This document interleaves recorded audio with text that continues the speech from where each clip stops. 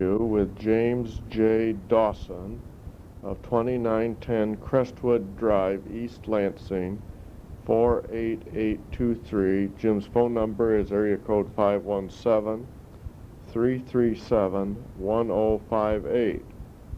The interview was conducted on January 21st, 1992 by Jim Walkinshaw at the Oldsmobile History Center at 4000 North Grand River in Lansing. This is tape number 1 of 3 tapes.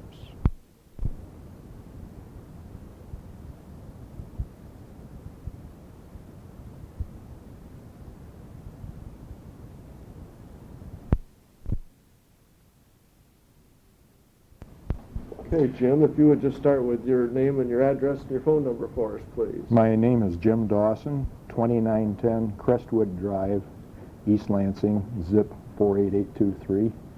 And my phone is 337-1058. Great. Why don't you take us back to when you started at the plant and what you were doing? Well, I started in 1957. I hired in as an experienced engineer. I had been in the industry working for Willys Overland Jeeps and military vehicles for approximately 8 years. Then I went into service and worked on rockets for 2 years while I was in the Army, and came to Oldsmobile at the age of 27 and hired into the advanced design group. Okay. And I worked in advanced design from 1957 to around 1964, and I think that the things that went on in advanced design at that time was probably would be of the most interest of people. Why don't you take us through some of the things? Well, probably the most significant project that I worked on was front-wheel drive.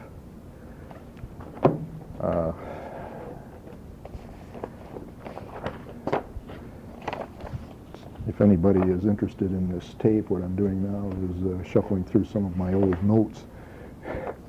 And for whatever reason, on 10/2/64, I was asked to put together a front-wheel drive history, which I managed to save a copy of. If that's of any value to you, good. But in this thing, I described only significant things that happened. I didn't put the philosophy behind front-wheel drive. But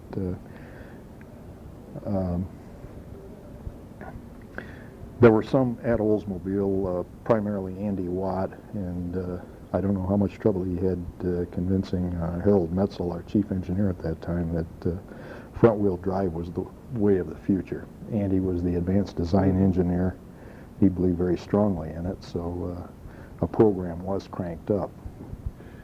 And advanced design was a new group that was started just perhaps a few months before I started to work there.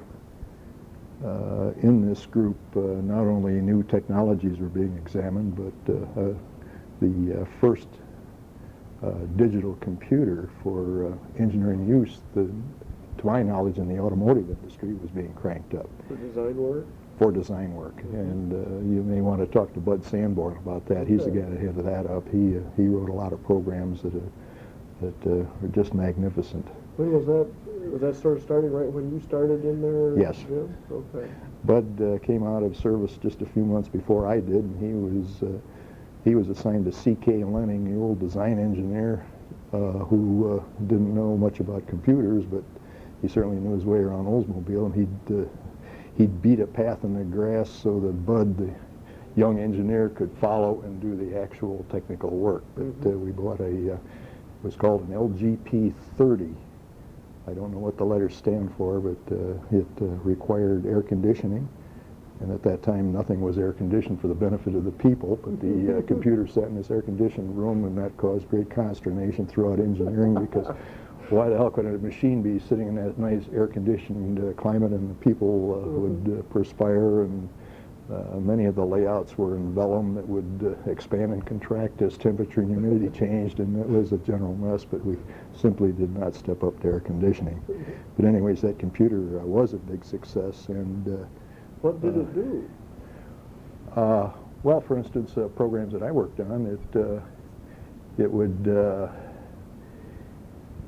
most ambitious program that was started initially was to predict the performance of a car. You would put a torque curve in, know the mass of the car, the N over V, the different characteristics, rolling resistance, and it would, as you put various torque curves in, it would give you back a 0 to 60 or whatever parameter you wanted. Now, to put that up, you had to take every translating and rotating part in the entire mechanism, right down to crankshaft and connecting rods, and calculate the polar moment of inertia, and as a function of time, manipulate all of that data. It was massive. It was a number cruncher, basically. Oh, sure. It was just a digital number cruncher. But this car I'm going to tell you about, we designed, I don't know if the people studied Ackerman layouts. Ackerman layout tells you the steering geometry as you turn. Okay. And to make a layout of an Ackerman layout is about perhaps a 3 or 4 week job to lay that out. And when we had the program running, and Bud did this, I didn't, I was the user, you could go through an Ackerman, change the pivot points, change whatever, and it would give you back your answer in 10 minutes. Amazing. So you could go through tens, dozens, hundreds of designs in a matter of a day or two, whereas prior to that time, to lay the thing out, you only had a couple of whacks at it. Of course, those programs have gone on now, so that they're very much advanced beyond that. But this is just like you're plowing new ground using this device. That's right. This was, to my knowledge, there was nobody else in the industry. At least we had no contact with anybody, including people at General Motors, including people down at the Tech Center. They were doing everything longhand. And we were thrashing away with that computer. Isn't that remarkable? And so I guess that, and you really should get this story from Bud Sanborn. Yeah, well, that's okay. I appreciate that.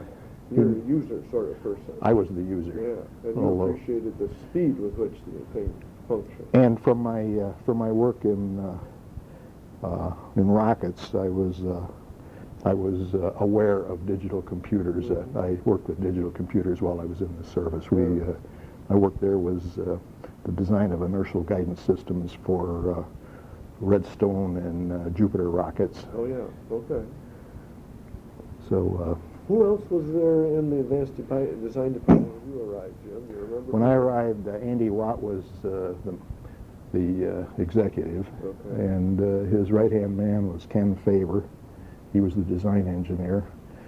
Already in the department was Frank Ball, Dennis Condon, Bud Sanborn, C.K. Lenning. I wonder what C.K. stands for. We always called him C.K. And out on the board, let's see, Ed Covert was a designer that got into such things as castings, cylinder heads, transmissions. He did the heavy metal. Art Elbers was a design engineer, an expert on brakes and suspension. He made all of those calculations. Harold Axman did general layouts.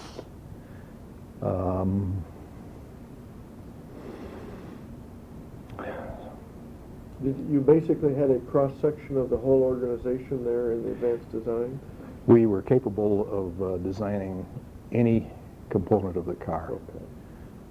We had all of the disciplines covered, and those that we didn't have covered, we weren't smart enough to know that we didn't have them covered, and we just did it.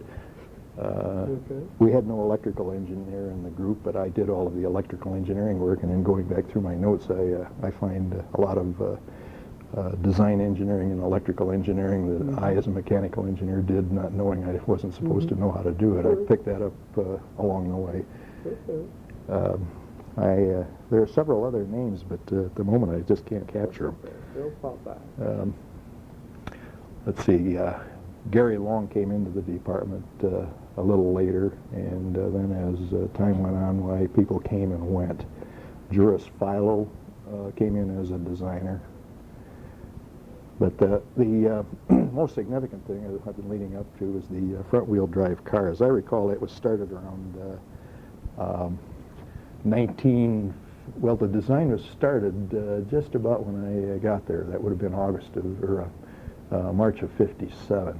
Okay. So they were actually thinking about front-drive vehicles at that juncture? That's correct. Okay. And the first layout was a rather small car. We converted, as I recall, it was a Nash, a 1959 Nash, which of course was a longitudinal front engine rear drive car. We cut it up, including cutting the dash out of the car, put a stub frame in it and a new dash. And the engine was transverse V6, a 60-degree V6, Okay. 215 cubic inches. It was mounted forward of the drive axles. We had a chain drive from the engine rearward to a cross-mounted transmission, Okay. and then another chain drive from the transmission to a differential that drove forward. All right. And of course the front drive axles sticking out of that fairly in line with the front wheels. Where'd the V6 come from? That was designed in the engine group. Okay. That was designed by Gilbert Burrell, and it's my understanding that that basic design then went on, kicked its way around the corporation in various places, and you can trace the present 3.1 Chevrolet back to its lineage. It turned into the 60-degree 2.8 liter, and it's now expanded to 3.1. It's been expanded to 3.4, and now they have a 4-valve version of the 3.4. But that engine was designed in the 50s in the Oldsmobile group. After they had designed the rocket engine, that was their next project. Okay. So the engine with that configuration ran backwards, because if you trace, you've got two reversals of torque, so the engine has to run backwards. And that meant the accessories had to run backwards. So that was one of the tasks. Wasn't a problem with the generator, but it was a problem with the air conditioning compressor. And all of those details had to be attended to. And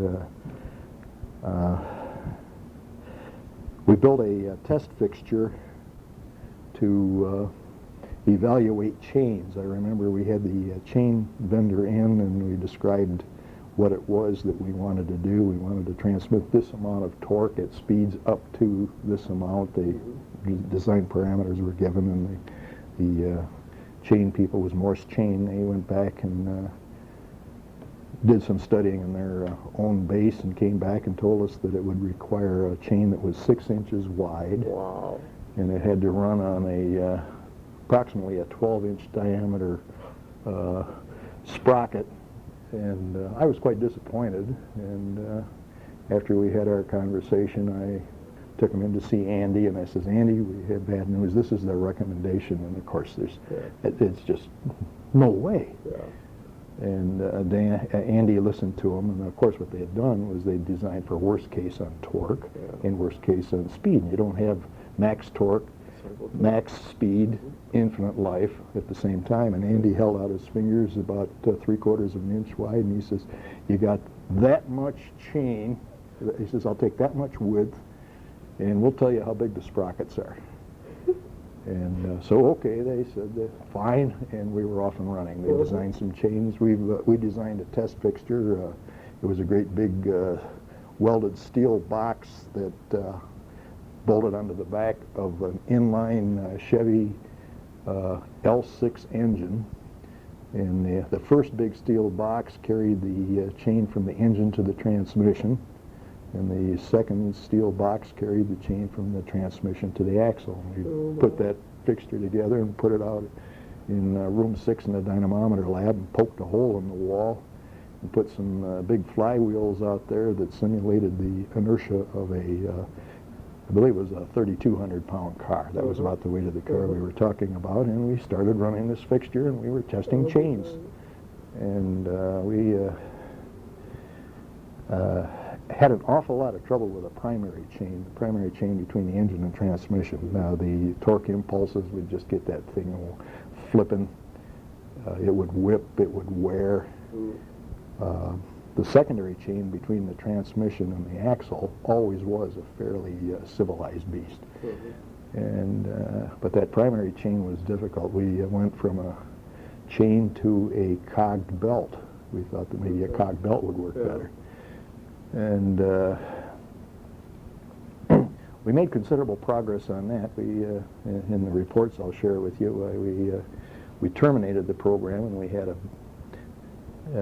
had a failure at 28,000 miles, as I recall. The fix for that was still running when we terminated the program, when it was discovered that you really didn't, you could redesign, and you didn't need this chain between the engine and the transmission. Instead, the transmission would be integral with the back of the engine, and the transaxle came out of this. The chain between the transmission and differential was germane, and that work eventually led to the chain that went into all-wheel drive or front-wheel drive cars that went into production. In my notes, we get into all of the problems that we had with that car. I shouldn't really call them problems; they were development opportunities. But you can imagine not knowing anything about front-wheel drive, the handling characteristics of a front-wheel drive car. We power on versus power off. The vehicle has a tendency, while in a turn with power on, to push. It understeers. It wants to drift off the road. Then when you take your foot off the throttle, why, it wants to oversteer. That first car had a steering gear that was mounted forward of the front axle, and it had a lot of flexibility on it, and this condition was extreme in that particular car, and we learned so much about the handling characteristics of the car. We learned about why it is so important that the steering linkage be identical on each side of the car. If there's a difference in the height of the steering joints, well, you can have steering problems. We learned about the exhaust system. Did you fellas use anything like the old Cord at all? Did anybody go back and get one of those to try? Yes, but they were so underpowered you couldn't learn anything from them. The performance was so poor of those cars that the situations that we were running into were they did not exist on the Cord. But let me go through my notes here of the history. December 18th, 1958. Ordered sprockets for this test fixture. Discussed the lube requirements of the chain with the Morse reps, and we agreed on the test procedure for the chain test fixture. My notes then talk about how we process these sprockets, how we send them around to various places to get the splines cut and what have you. Did you have to run that chain in a bath of oil or anything? Yes. You ran it right in the bath. It ran in a bath, and you did not have, it was transmission oil, and you did not have gravity feed then back to the transmission sump. So we had to come up with a way of getting that back into the transmission sump, and we came up with a jet pump, and it worked very well. A little bitty jet pump. Little bitty jet pump. We designed it ourselves. We didn't know how to design jet pumps. We did it it took about an hour. We put it together, and it worked great. And never had any more trouble with that. This car had a right angle drive from the front of the engine to the engine fan, which was located at the front of the car. Oh, a mechanical drive or yes, a belt drive? A mechanical belt drive. That belt was 106 inches long. Wow. And my notes describe how we worked with, I think it was Goodyear. And they were in a program at that time also with Corvair that had a similar problem. Oh, yeah. So I'm not sure who led that technology, whether Corvair did. And of course, now everything is run with an electric fan. They don't screw around with that kind of stuff. And to shift the transmission required a Bowden cable with a lever, similar to what was on the Corvair, but as I remember, that Bowden cable was something like 19 feet long. It had to string its way all over the car just to find from the place from the instrument panel where you had the one end located down to the transmission, and to put nice, generous bends in the thing. And we learned that that was not the way to do it. But much of what we learned was not the way to do it. We were well along in the program, and engineering staff decided to put together a car too. We chose chain drive. They decided to do it with gears. Oh, okay. And somewhere along the line, I remember the guy's name was Brown, and we met out at the proving grounds for a shootout. Who had the better car? And our chain growled and our chain flopped, and his gears growled and whined and were noisy. And neither were very good cars, but both cars had similar handling characteristics in many areas and differences in other areas. And this allowed us to gain some insight into handling. The fact that different designs done by different people would handle in the same way would give us some indication that the characteristics were it was inherent with the front wheel drive. And sometime along in the program, we redesigned and came up with let's see, that first project was called A10A, and if you ever come across Advanced Designs records, they had a code system for carrying their projects. Okay. And I don't remember that code anymore, but the second car was code A20A. Okay. It was much closer to front-wheel drive cars as we know them today, such as, say, the Sierra. And that program ran for a while, and the decision was made that the car really should be bigger. Okay. So And you went to the little Nash not Rambler, but whatever it was. it was a Rambler, which was it was thought that would eventually go in the F85, that size car, which was, I don't know, about a 2,500, 2,700 pound car, somewhere in that range. But that was the original That thought. was the original intent, was really Yes. to put it in the little F85. Right. Oh, that's interesting. Right. And the third car that was built was a big one. Okay. And I have in my notes how we came to the conclusion that was feasible. We checked the gradability, and What abilities? the gradability, your ability to climb a grade uphill. Okay. The concern was being able to go up those hills in San Francisco. I can't remember the names of the streets anymore, but there's a 25 and a 27% grade. That's because of the weight shift? Yes. On the front drive car to the rear wheel? Yeah, in San Francisco, you go down those streets only, you don't go up. But our design requirements were that we be able to negotiate that either forward or in the rear. And here on June the 26th, 1961, we studied the tractive effort of a 1961 98 car 950 loaded to simulate the tractive effort of 4 different front-wheel drive designs. Okay. And Now, would you run that backwards up the hill then? we backed the cars up the hill.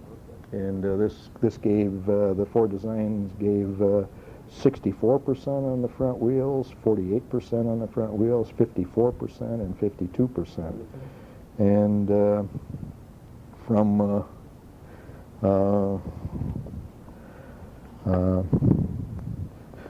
my notes say proposal 2, which was the prime proposal, at 5 passenger will climb a 35% grade. We and of course we had already proven all of this on that computer that I just talked about, but we had to go out and play with it. Really prove it, huh? So I would say that's probably the major thing that was accomplished. Why had Andy thought front drive was coming? I wonder. Well, What made him think that was coming? he understood the value of front drive, better packaging,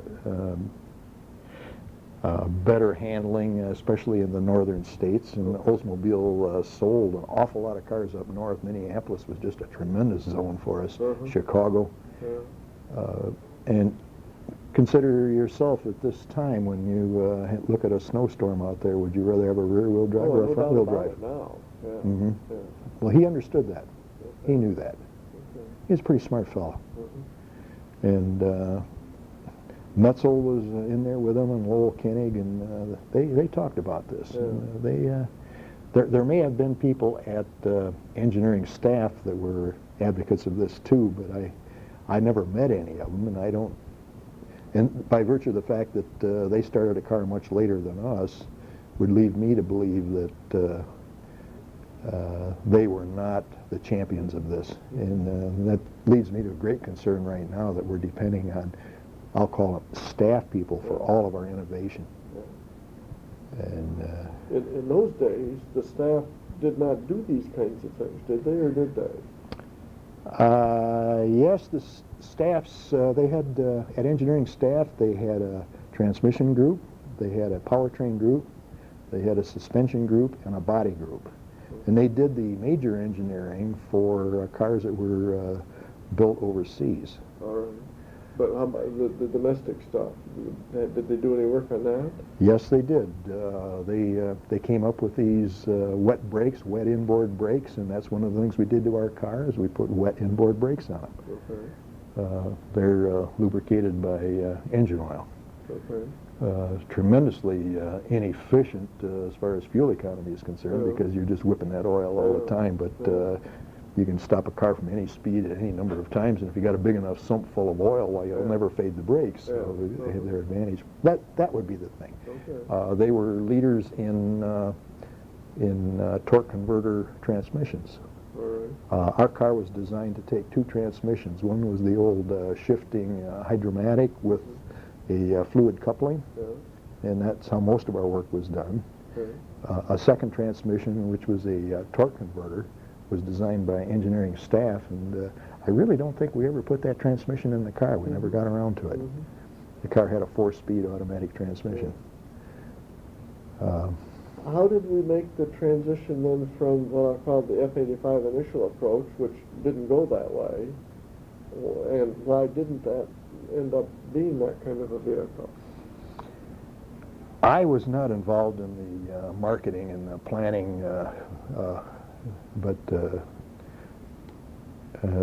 that was, as I remember, that was handled by the chief engineer, the general manager, and the general sales manager. Okay. They were our advanced planners, and they would get together and they would talk about this. And it was the conclusion of Oldsmobile, whoever that it was, over in Building 70, where I never treaded. I did my thing, which was get my hands dirty. It was their conclusion that the car should be on a big chassis. Bigger car. And it led to the 1966 Toronado. But, did we go through the machinations for styling that vehicle too? Yes. Was that in that group too, Jim? No, that was done outside of that group. So you can see that. Let's see. What's the date I just gave you when we concluded that was a feasible thing? 61. June 26, 1961, we concluded that it was feasible, and in 1966 it was in production. When this study was done, there wasn't a line on a piece of paper of what that big car was. Okay. It was only concept studies. Were you thinking obviously about big engines? Oh yeah. Cars, big engines? Yes, this was to take the longitudinal V8 engine, 400 and whatever we had at that time, 425 cubic inches. It was the configuration of the 66 Toronado. And we did get a lot of help out of engineering staff on that car. I remember going down there and working with their suspension people, their their chassis people. We gave them our experience and our input, and they would do some design work, and we would critique it and tell them of our experience that we know this isn't right because. And Art Elbers had a lot to do with that. He was the suspension designer of this car. The selection for the torsion bars. Yes. And that kind of approach. Well, our car had short, long arms with coil springs between the upper control arm and the frame. Okay. And the axles then, of course, stuck out through the yoke that was mounted, of course, between the upper and lower control arm. And that design is now the hot number. That's, here it is, 1992, and that's the way we ought to be going. McPherson is out. Strut. So that was interesting.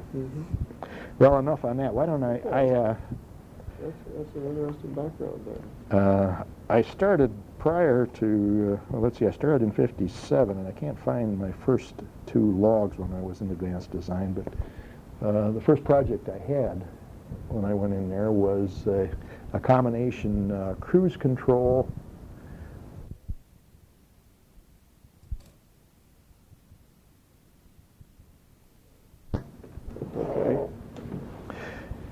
Yeah, my first project was a combination hydraulic cruise control power throttle. At that time, there were no cruise controls on the market, nor any proposed. They simply did not exist. Okay. I ginned up a cruise control consisting of inertial guidance system parts out of a Redstone rocket. Interesting. And from your rocket experience? Yes, it worked well, but the cost of such a project, if you used rocket parts, would have probably been about $50,000 a throw. And the thing was very heavy, although it flew on a rocket. Yeah. It was too heavy for automotive. Interesting. But it did demonstrate the servo loops that were necessary for control. Okay. But Ken Faber was the design engineer on this hydraulic cruise control throttle. For reference, it used transmission oil. It used governor G1 pressure to tell the speed, and then your input was your throttle. Your foot would input a throttle position, which was go faster, go slower. Mm-hmm. And the output would be an actual throttle position. The lever would push the throttle open or closed. And this device worked quite well. It was bulky, it was heavy, it was made out of cast iron. And there was no real direct connection from the throttle to no linkage? No, between your foot and the throttle, you had this hydraulic servo. Okay. And it was, you might say it was the start of drive-by-wire, and when you do drive-by-wire, you've got to get used to the idea of the throttle opening when you don't want it to, and the idea of the throttle not opening when you do want it to. Uh-huh. Not unlike aircraft as we know it today. Yeah. And aircraft is using it, but in cars, as I continued working on control systems and jumping now to 1985, we came very close to putting drive-by-wire in the diesels because it was the only way that we thought we could pass the particulate standards. Uh-huh. But that will follow if we get to it. But anyways, we developed this cruise control system. It worked quite well, but governor pressure goes to line pressure at about at that time, say 70 miles an hour. So if you wanted to set your cruise control above 70 miles an hour, you had a problem. You couldn't do it. No, you had no reference. One way to do it would be to raise line pressure in the transmission, but in doing so now, all the inefficiencies and everything goes with it. But it was felt that 70 miles an hour was fast enough, and if you were going faster than that, you ought to have your foot on the throttle and not depend on a mechanical thing to carry you. Okay.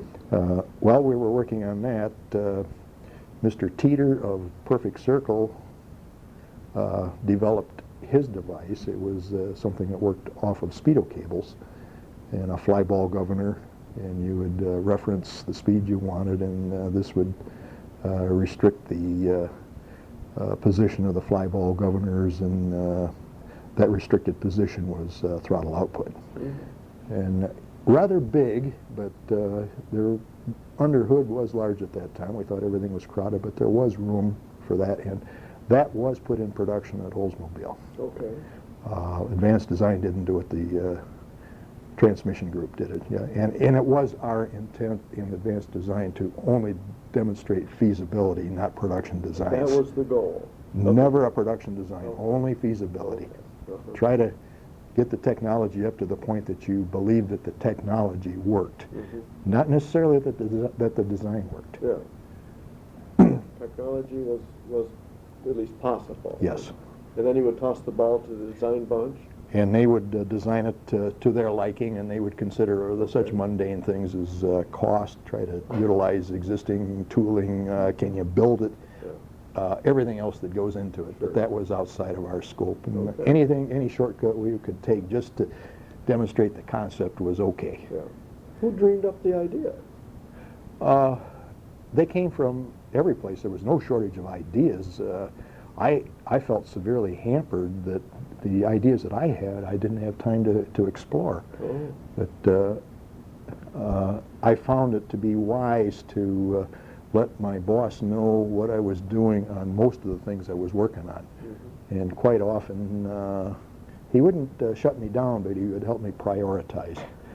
And it's very difficult to have more than 3 balls in the air, so many of the things I wanted to work on. For instance, transistors were invented during this period. And I bought some transistors from,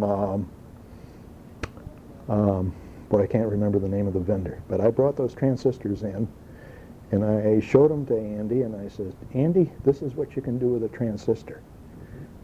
I told him in terms of it's a valve in hydraulics, or it replaces a vacuum tube. And I said, you think of something that has controls, and we can put transistors on it, and we can replace all the claptrap of the controls with these little pieces of sand. And that was a project, although I had the transistors, that he had me put that way down on my list, and Really? I never did get to it. Interesting. The thing which is now. Yeah. It's, Yeah, I bought the transistors. I had them in hand. But, okay. Well, cruise controls, we went through a lot of iterations of cruise control. AC had one.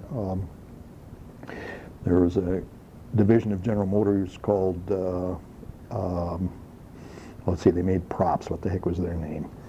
They were located down in Dayton. They later merged with Allison. Aerotech, I'll think of it later. But anyways, they came up with a little cruise control that you mounted this device on the side of the generator, and the generator at that time had a built-in fan to blow air through the generator, but as it blew air through the generator, it also blew air out the side. And it's this little vane would blow, and the force would be proportional to engine speed. So a spring on the other side, proportional to the force you wanted to generate, and open and close a vacuum orifice that caused a diaphragm to bleed down or not bleed down, and have that diaphragm pull on a throttle, you had a cruise control. So it's almost like a lawnmower. It is like your lawnmower. You got the same thing. And we worked on that, and it was working just great. But that never made it into production. It was very inexpensive. You could have put one of those on a car for practically nothing. Oh, I remember why it didn't go on. About that time, it was decided that we were going from a generator to an alternator, and it was also stated that an alternator runs so cool that you don't need a fan, which was incorrect. But since the fan was supposed to disappear, well, the program disappeared. See, I worked on a project that was a 2-speed drive on the front of the crankshaft that caused the crank pulley to run at 2 different speeds. The idea being to run the accessories faster at low speeds so that you could put a smaller compressor on your air conditioning. You didn't need as big a generator. Okay. And So it had a little clutch or... had a clutch mechanism in there and suitable controls. Your setup or something? Yes. Yes, it was a little tiny transmission. It took a lot of room. And in the development, we went through a lot of clutches, just as you would expect with an automatic transmission. We had the thing working pretty well, but for whatever reason, it was decided that that wasn't the way to do it. I worked on a project. It was a concept. We didn't have an engine running, but the thought was that if you put a radical grind on the camshaft for power and a conservative grind on the camshaft for good idle quality, so put both grinds on the same lobe and then slide the cam backwards or forward and aft to have the thing do whatever it wanted, and put a ball on the lifter to let it ride on this thing. Okay, we built one, and it Brunelled the cast camshaft something awful, so we worked with metallurgy, and they just suggested several other steels, and we came up with something that worked reasonably well. What we now have in production, instead of sliding the cam forward and aft, is to rock the cam back and forth. That's in production on quite a few cars. Okay. Let's see, what else? We worked on magnesium wheels and aluminum wheels. Those wheels were not in production back in those days, and worked with vendors and cast wheels, and we worked at trying to put magnesium into production throughout the car. Okay. For what, any particular purpose? Or? The first purpose was to reduce weight, but the primary reason was that aluminum was getting to be so expensive that they needed a competitor. Okay. Not much came of that. The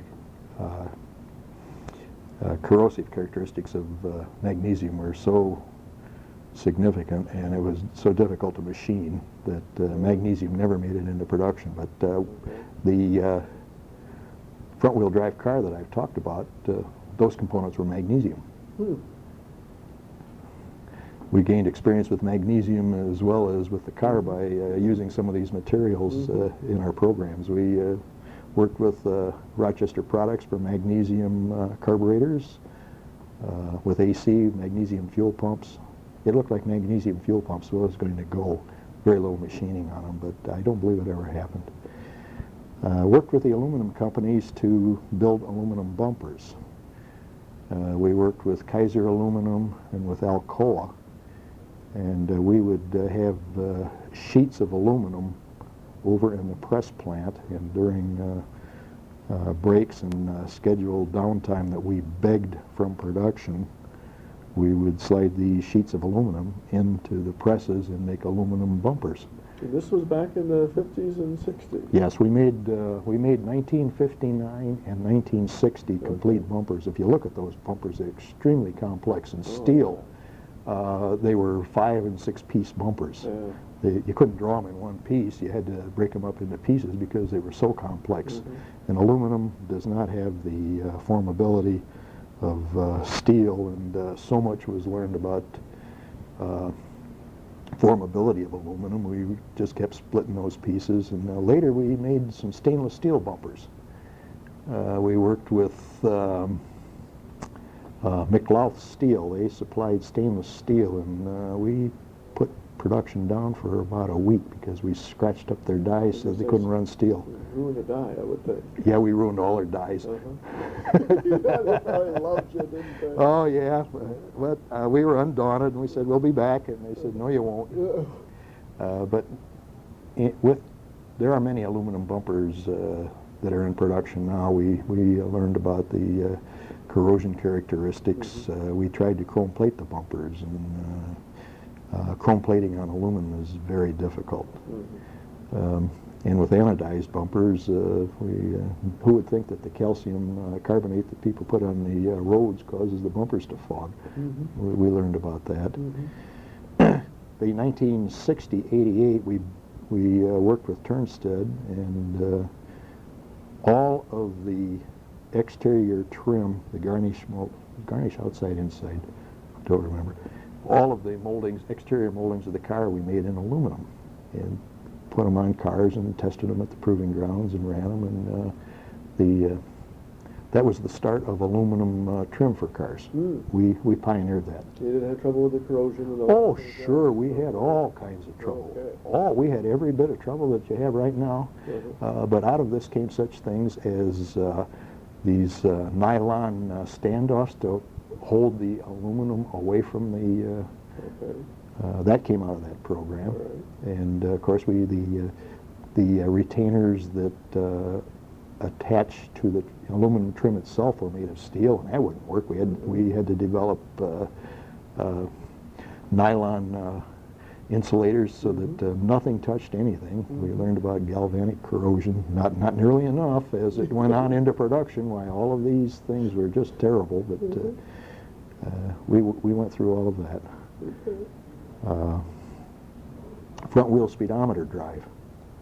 It was very difficult to schedule the gears that go into the transmission for the various tire and wheel sizes. And speedo cables were noisy and they broke, so the idea was to run the speedometer off of the front wheel. And we actually put that into production. Stressed floor instead of a frame under the car.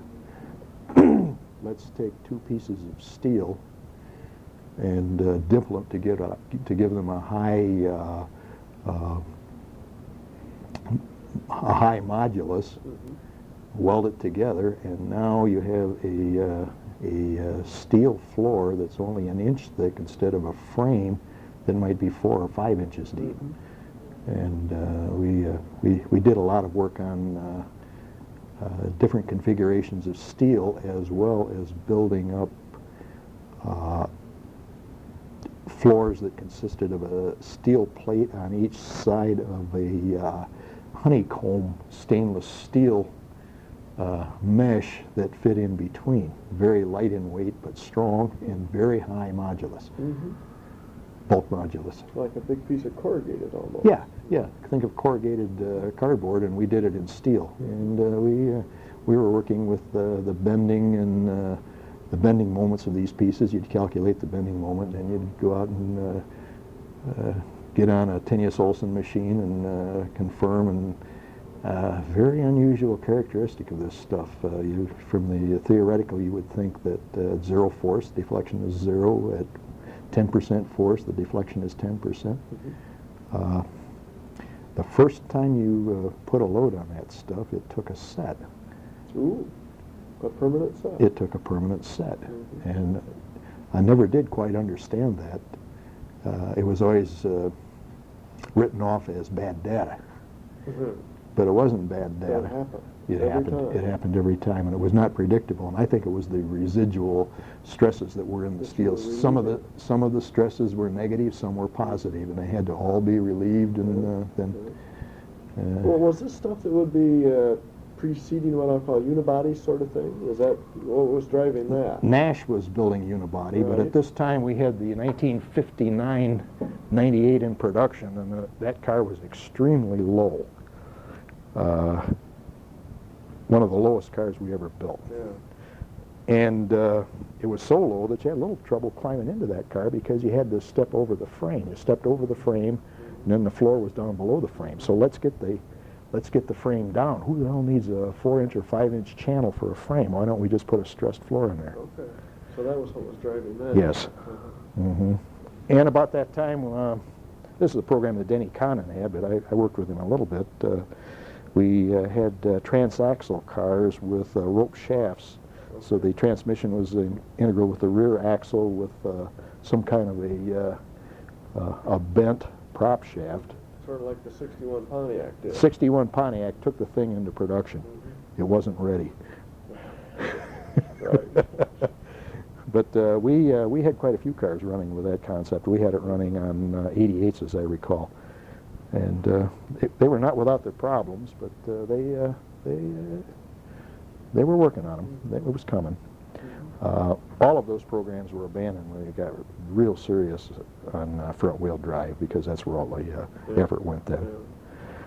Let me see what else we I told you about the chain between the engine and transmission. We finally decided to try a rubber belt. Okay, this is like a cog belt? Or? A cog belt, and here's a report that describes what we did, and it didn't whip and rattle, but it whistled.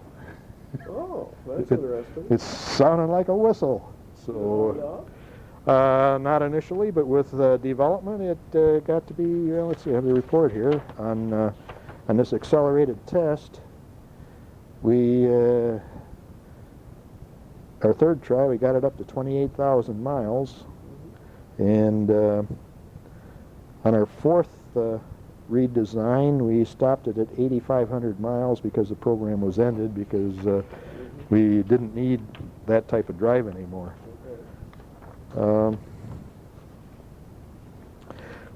Let's see.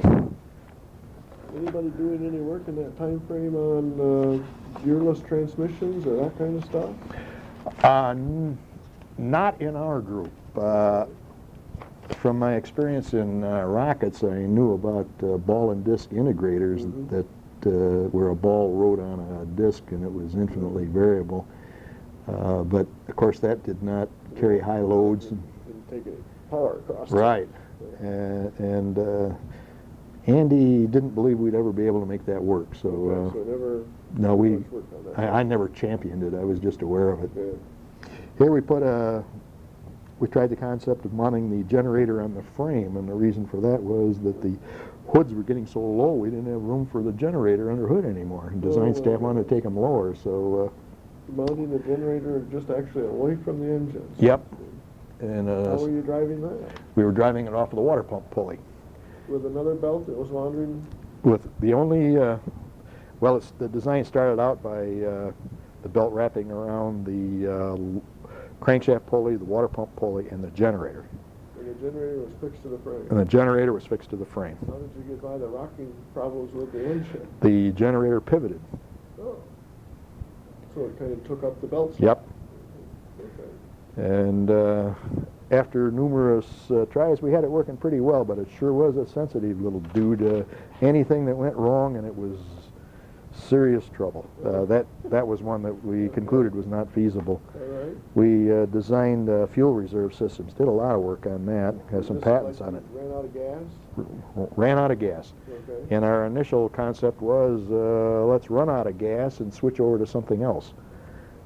You mean a And different kind of, other than gas? no, Gas. a second tank or a second pickup. All right. And I left the department when we were still working on this, and the thing that they could never quite handle was the idea that we are advocating that people run out of gas because of the obvious problems that you have in heavy traffic when your engine stops running. Yeah. So the thing that surfaced and came to light were more accurate devices to keep track of how much fuel is in the tank and to warn you that the fuel is getting low. Okay. At this time, Volkswagen had a very simple device. They had two pickups in their tank. One was higher than the other, and you just flipped a lever so you pulled out of the other one.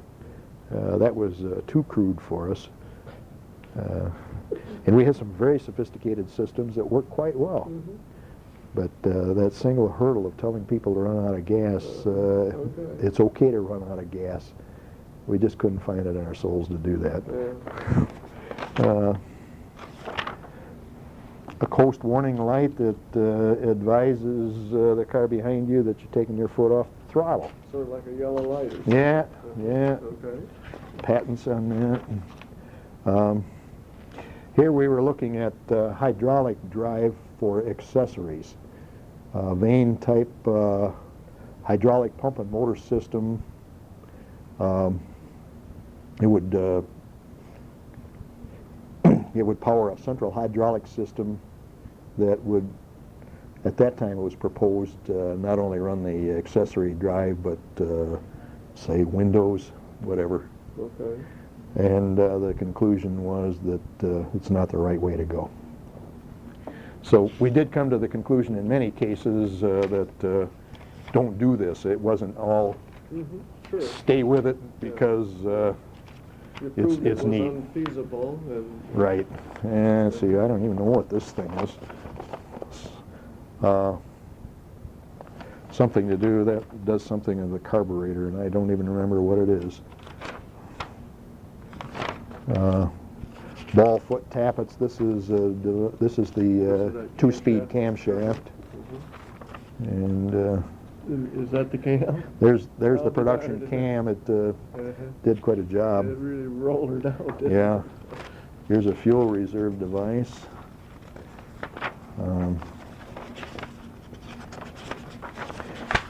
We were ready to go to production with that, but we fell upon hard times when we went into a recession in 1961, and all programs such as this were canceled. Did the advanced design bunch see that effect?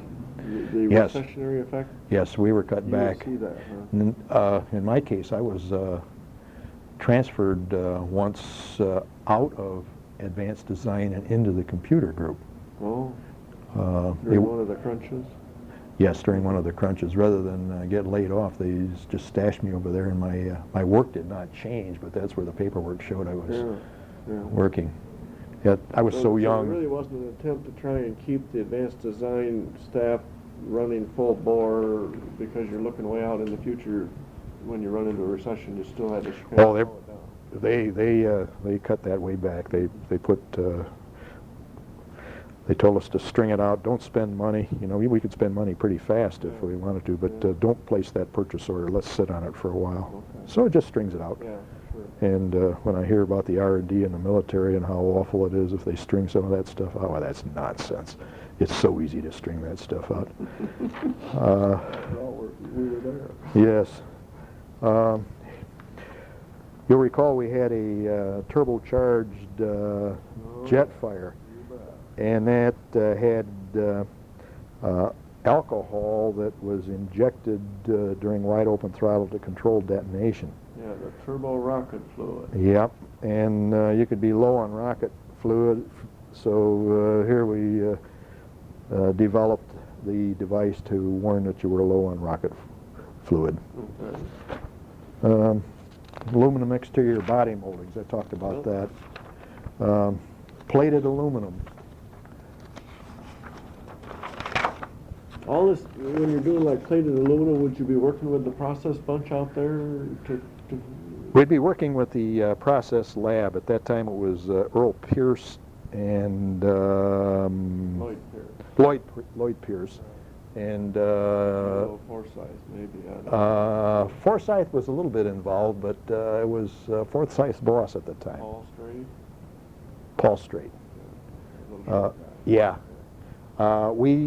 We really didn't get involved in their equipment and their stuff. They had their own programs and they were busy, but we involved their managers, and we depended heavily on GM research and on the vendors. All right. But we did not try to carry that stuff for Strait or for Pierce. All right. Many times they would not go to the meeting and I would be their agent, but I never considered that I was off on my own on that. I was always the process people's agent as we discussed these things. Okay. And we would go off sometimes in some direction, and I might not report back to them for a month. Well, this is what happened. Would they give you guidance on what best or not best to do might be, or how would that interaction work? The interaction more was, I think they're snowing you on this one. Oh, okay. Their experience. then. Their experience. They did not try to dictate what these processes were. All right. They said, let those people who are trying to invent and develop these processes come to us and tell us what works. Okay. Then, as we may wish to implement it, we'll get into the nuances that are more important to us. Okay. But they were very wise people in that area, and they didn't kill the golden goose by trying to put some preconceived thoughts. They let these people who had their money at risk trying to develop these new things come forward with the process. And research was much more involved then than I think they are now. They had a group that was heavily involved in trying to develop plating for aluminum. They recognized the need for using aluminum. Our cars were too heavy. They worked with the vendors, and they were, it was kind of a fragile relationship, but the vendors were on their own. These are our needs. My remarks are in here that I called so-and-so from the aluminum company and advised him that this that he had submitted is unsatisfactory. And then it was up to the vendor. We didn't try to tell the vendor that to make it satisfactory, try this. Okay. But he would then go to GM Research and work with GM Research and try to get something going to overcome the particular problem that we had. For instance, calcium carbonate on the roads with anodized aluminum. And the characteristic failure of aluminum is exfoliative corrosion, sunburned skin ripping off in big pieces. That is an unsatisfactory failure mode. If they can go to pitting corrosion, that's a function of time. And by changing the plating thickness or something, you can make the process acceptable. You're going to have corrosion regardless. But the nature of the corrosion was important. So anytime we ran into exfoliative corrosion, we stopped them and said, no, you've missed. The characteristic failure is wrong. And they on their own would then go to research. And everybody kind of understood their role here. And our role was to sound that there was a need, bring me something, we'll agree on how we're going to test it, I'll share the results with you, and if the answer is no, it's no. If the answer is yes, and there's sufficient interest, other people at Oldsmobile will take this concept, redesign it, and put it in production. And we went through an awful lot of stuff and awfully fast. Well, let me see what else we got here. Plated aluminum, a lot on that. Aluminum exterior trim, aluminum bumpers, overdrive transmissions. We came up with Oral history interview with James J. Dawson of 2910 Crestwood Drive, East Lansing, 48823. The interview was conducted on January 21st, 1992 by Jim Walkinshaw at the Oldsmobile History Center at 4000 North Grand River in Lansing. This is tape number 2 of 3 tapes.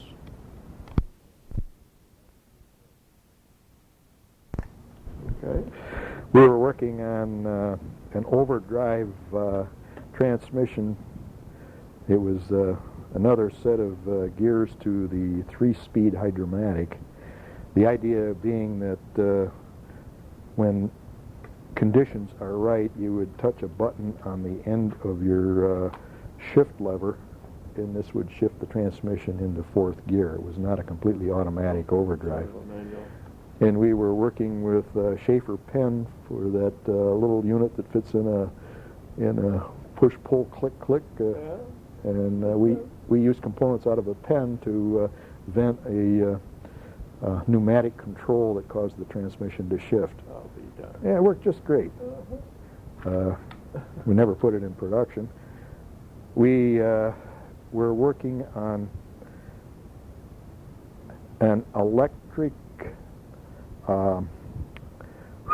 what's the word I want? There's a signal in the transmission that, no, the signal itself in the transmission, boy, how come I can't think of it? But anyways, it would eliminate the need for a fly ball governor in the transmission. And you could do this electrically. We worked on that with our own transmission group and with Hydromatic. And it eventually turned into a feature that went into a Cadillac. Oldsmobile didn't use that one. Okay. Did that happen fairly regularly? You guys would develop something, or at least think of it, and somebody else would carry it along? Or how did that precipitate that? I wouldn't say that happened all the time. I left the department around 1964. Let's see, I went in it in 57. Maybe I left in 63. And we weren't there long enough for this stuff to be swimming around looking for a home. That was one of my frustrations in the department. I thought we had all this real neat stuff. Yeah. And why the hell wasn't anybody interested? Well, now having sat on the other side of the fence where they're so busy doing their own thing that they really can't handle one more concept, and it really requires a lot of thought that you're going to go forward with some of these things. And you have to have patience. And I suspect that's what's wrong with implementing technology today in this country. We hear on the television of the great lament that America cannot implement technology. Well, of course they can. Everybody's so doggone busy trying to keep their nose above water that they don't have time to think about it. And it requires a great deal of planning on providing a mechanism to implement technology, or it'll never happen. You need to extract yourself from the day-to-day thing. That's right. And you have to, it can't be something that, okay, Tuesday I'm going to put 5 minutes on this. It has to be a regular thing where you understand that implementation of new technology is your bread and butter, and the technology should be such that so much of it is going to save me money so that I can spend money to do other things that improve the product. The stuff that saves you money provides the funds to improve the product. And if you don't build a mechanism in like that, well, there's no incentive to do it. There's a great disincentive to do it. Yeah, sure is. It's just another job. Yeah. Well, I think I probably talked enough about advanced design. Okay. Now, then you left advanced design after 63 or 4, somewhere in there. Yeah, I went to, I was a test engineer then on the new 215 aluminum engine, and we had a 225 cubic inch version of it, and I was involved in the turbocharged version of that engine. Okay. Let's see, now that That came out in 62. yeah, okay, I left the department in 61. I left the department in 61 and went to work on that engine. The first project I worked on was plugged radiators. We were plugging 100,000 radiators a month in the field. How in heaven's name are we doing that? The antifreeze that was being used in production and the makeup antifreeze in the field caused the top layer of aluminum in the aluminum engines to flake off molecularly, and they would combine with water producing Al2O3 dot H2O, a voluminous fluffy stuff. Sludge. Dorschmer called it frog spit. Frog spit? Yeah. And as the antifreeze scrubbed across the aluminum surfaces, why a molecule would be scrubbed off. And a molecule would combine with oxygen, Al2O3, and then dot H2O would form, and boop, it pops like popcorn. I'll be done. And the solution to the thing, and it was very painful to get there, was first of all get rid of all alcohol-based antifreezes and go to a permanent antifreeze only. Oh, okay. We were using alcohol-based antifreezes. It was, yes, permanent antifreeze was an option. Standard equipment was alcohol. Oh, okay. And these blends of the permanent antifreeze inhibited the this, I'll call it scrubbing. The chemists, I'm sure, have a much better word for it, the metallurgists. But we set up massive tests in the Advanced Design garage. Advanced Design had their own garage because, we were doing our own work, and it interfered with the development work that was going on. So we had our own resources, our own garage stock room over on Larch Street. Okay. And we had a lot more room than was necessary, and banks of engines were set up there to test antifreezes. We must have had 60 engines running on no-load stands with a radiator, just sitting there putting hours on antifreeze. And we hadn't realized up to that point just how much antifreeze an engine consumes. Antifreeze disappears past the head gasket. It disappears as all of the hoses are permeable. I don't know where it all goes. But with those engines running, why, you had to constantly make up the antifreeze. And this confused everybody because they'd say, well, how can you run a test if you keep making up with fresh antifreeze? Well, that's the real world. But that was the solution, and we were burnt pretty badly on that. We had a lot of cars in the field there. Yes. Yeah. 100. Buick must have had the same problem. Yes, they had the same problem. Was that how? In a thing like that, how would we have found that? Or why didn't we find it early on, so to speak? I wonder. I don't know. They must never have run it with any alcohol in them down at the proving ground. Yes, they did. Yes, they did. Mm-hmm. Well, yeah. Let me comment on that. Not all brands of antifreeze did it. Oh. There were 3 factory fills of permanent, as I recall, and 2 of the 3 caused the problem. All of them caused the problem, but in various degrees. Peak was extremely bad, and oh boy, it was a long time ago. I can't remember the other, and it was real bad. But they would bring in their big guns, their general managers and corp vice presidents, and they would try to overpower us with bullshit. Hey, you guys have a real problem, but our antifreeze is great stuff. We did call on DuPont for that. I went down to Wilmington to their laboratories, and you know they're a big developer of Zerone and Xerox at that time, and they had good people there, and we sat down and talked across the table that this is what's happening, and they did not try to dodge it, but instead talked about the types of tests that ought to be run and what the mechanisms might be. They had PhD chemists sitting in the meeting, and you go in there with a bucket of the sludge and say, this is the problem, and they look at it, and they knew what to do with it, and they were very helpful. Research was helpful too in solving that problem, but boy, it was a big one. We had a lot of people mad. Yeah. See, then I was the test engineer of the redesigned V8. It went to production as a 330 cubic inch engine, but it started out as a 340. Oh, did it? And the word, Cast iron engine. yes, and the word came on down from the corporation that nobody will put bigger than a 330 in their A cars. At that time, it was the F85. Mm-hmm. So we backed off from 340 to 330, but Pontiac didn't. And we brought a Pontiac in here that was in production, and we took the head off and measured the bore and the stroke and calculated the displacement. And I remember going up to Metzel's office. He was the chief engineer, and you didn't go into Metzel's office very often. Nobody went into Metzel's office. He ran a very it was like going to visit the Pope or the King or something. Mm-hmm. See, and I went in there and stood in front of his desk and went at him a couple of times, and he kept right on doing what he was doing. And finally, he did look up, and I told him that I had some information on the Pontiac engine we had just measured, and it was 350 cubic inches.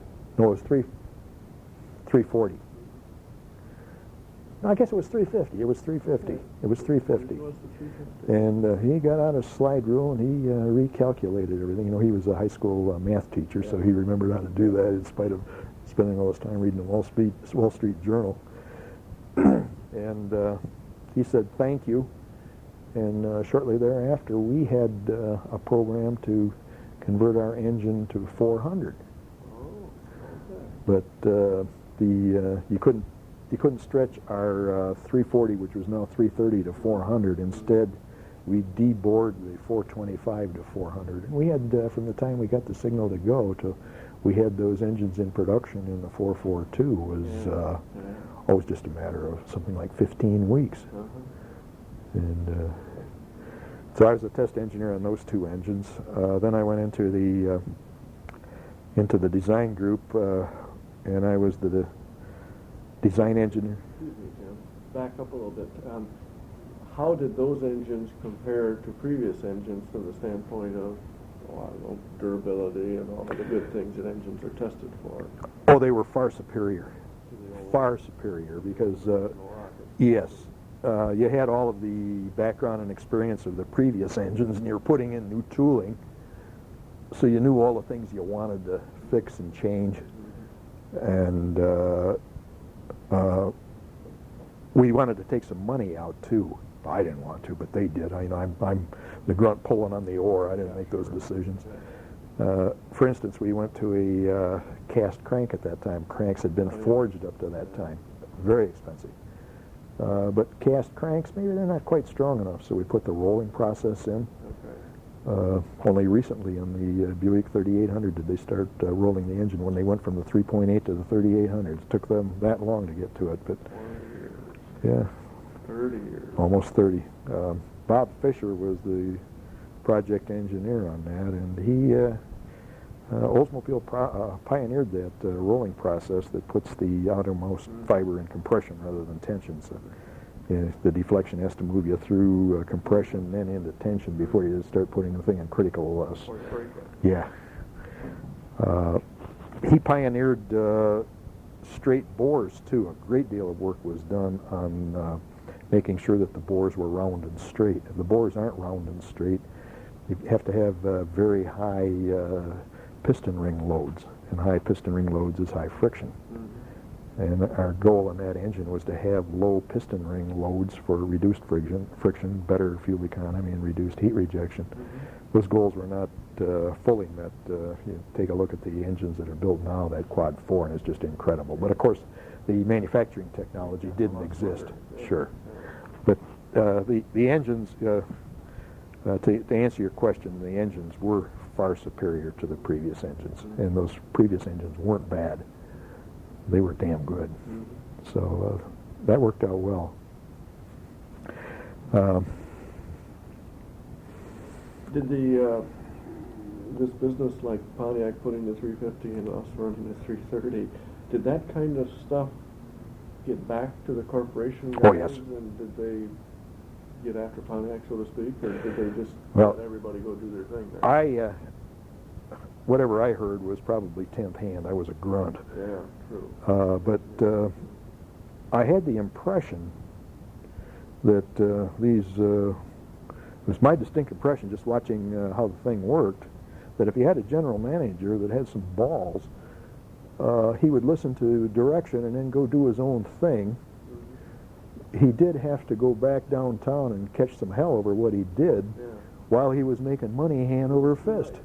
So to speak. Yeah, he'd already done it, and he'd catch some hell, and the division's making money, and I'm sure that his bonus was based on making money rather than the fact that he didn't do what they told him to. And I think that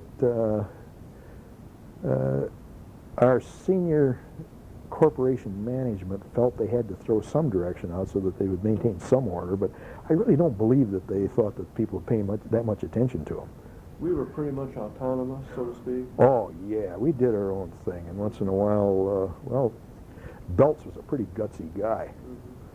And much of what I kept running across my notes here, that as I would always present this stuff to Andy, to Metzel, and to Belts.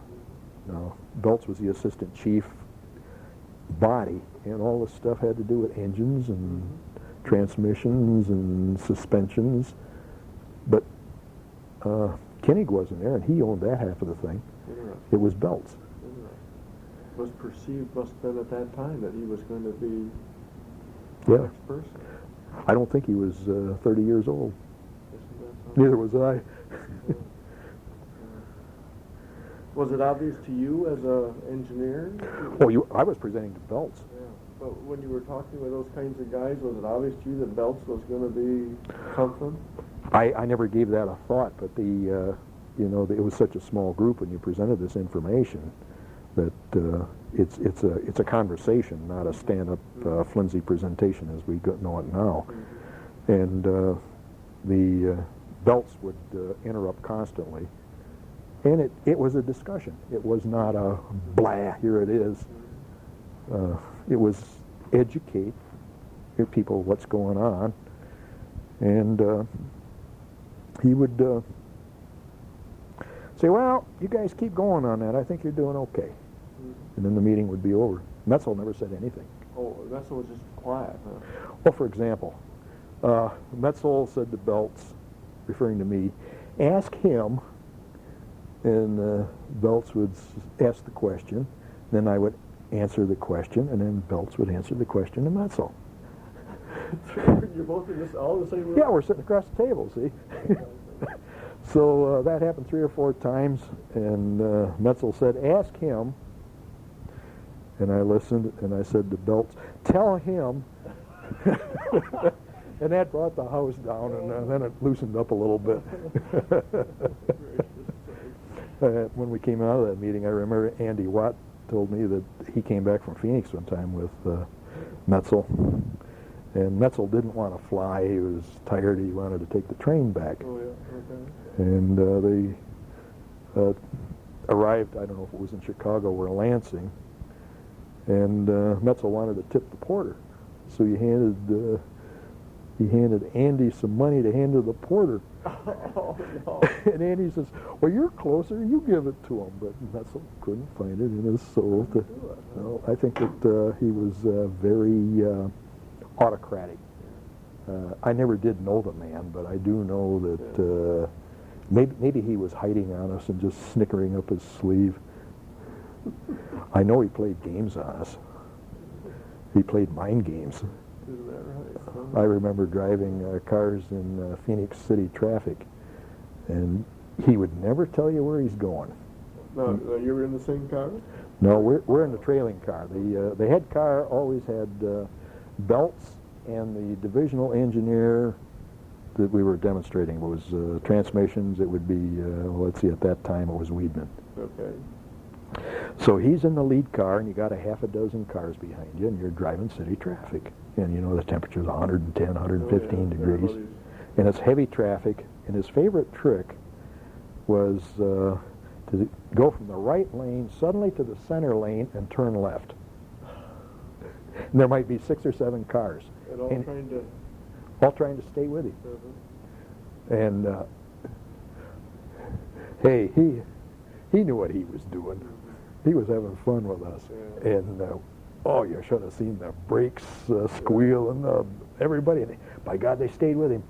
You wonder you didn't have an accident or something. Maybe we did. But you maintained radio silence when he was around. You, when he was on the trip, you did not talk to each other on the radio. Yes. He did not want to be annoyed with chatter. Mm-hmm. And you took the floor mats out of the car, too. He didn't like floor mats. So you feet on the steel floor? No, on the carpet. Oh, on the carpet. Oh, okay. Mm-hmm. So just If he ever stepped into it, if you demonstrate a car to him that had floor mats in it, he would take the floor mats with 2 fingers like he was handing a dirty diaper and throw it on the ground or throw it on the floor and then step into the car and drive away. Isn't that interesting? Yeah, that was his hang-up. Each person's idiosyncrasy. Uh-huh. He had a lot of fun with us, I'm sure. Well, yeah, let's see, moving along. Go back and say, Yeah, my next assignment was in the transmission group where we were developing a new family of rear drive axles. There was an 8.5-inch axle for the smaller cars and a 9 3/8 for the big cars, and I had the 8.5. Dick Manwaring had the 9 3/8. now, prior to that time, we didn't do that kind of work, did we? No, we bought our axles from Pontiac. Okay. So now Olds was going to put in an axle plant, and it was the biggest order for gear cutting equipment that the Gleason Works had ever received. Amazing. And I really didn't know that much about axles, so the Oldsmobile sent me to a 16-week training course at the Gleason Works to understand gear cutting and hypoid gears and gear technology in general. We were having to design the thing. We designed the axle, put all the equipment in. McNitt was the process engineer, the production engineer on it, Freddie Gelhar. Howard Carroll was our assistant chief. Weidman was the divisional engineer. Stempel was the design engineer. Okay. I had the small axle, and Manwaring had the big one. Okay. And Ken Faber did all the design calculations. And Well, the fact that we hadn't made gears, so to speak, must have produced some interesting happenstances. Yeah, we'd never made any gears, but we brought that axle into production. In fact, we put it into production 3 months early. It was supposed to go into production, I think it was 66, but everything was ready.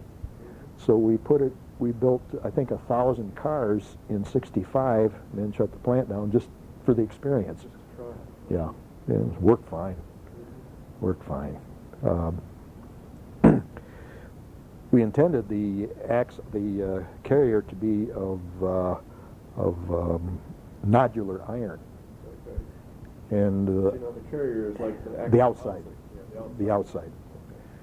And Central Foundry built a nodular iron foundry in Defiance, Ohio for this axle. So this is quite a program, build a foundry. And before production started, we were into a shooting war, and they needed that nodular iron for tank turrets. So the nodular iron was not available to us, so we had to redesign for malleable.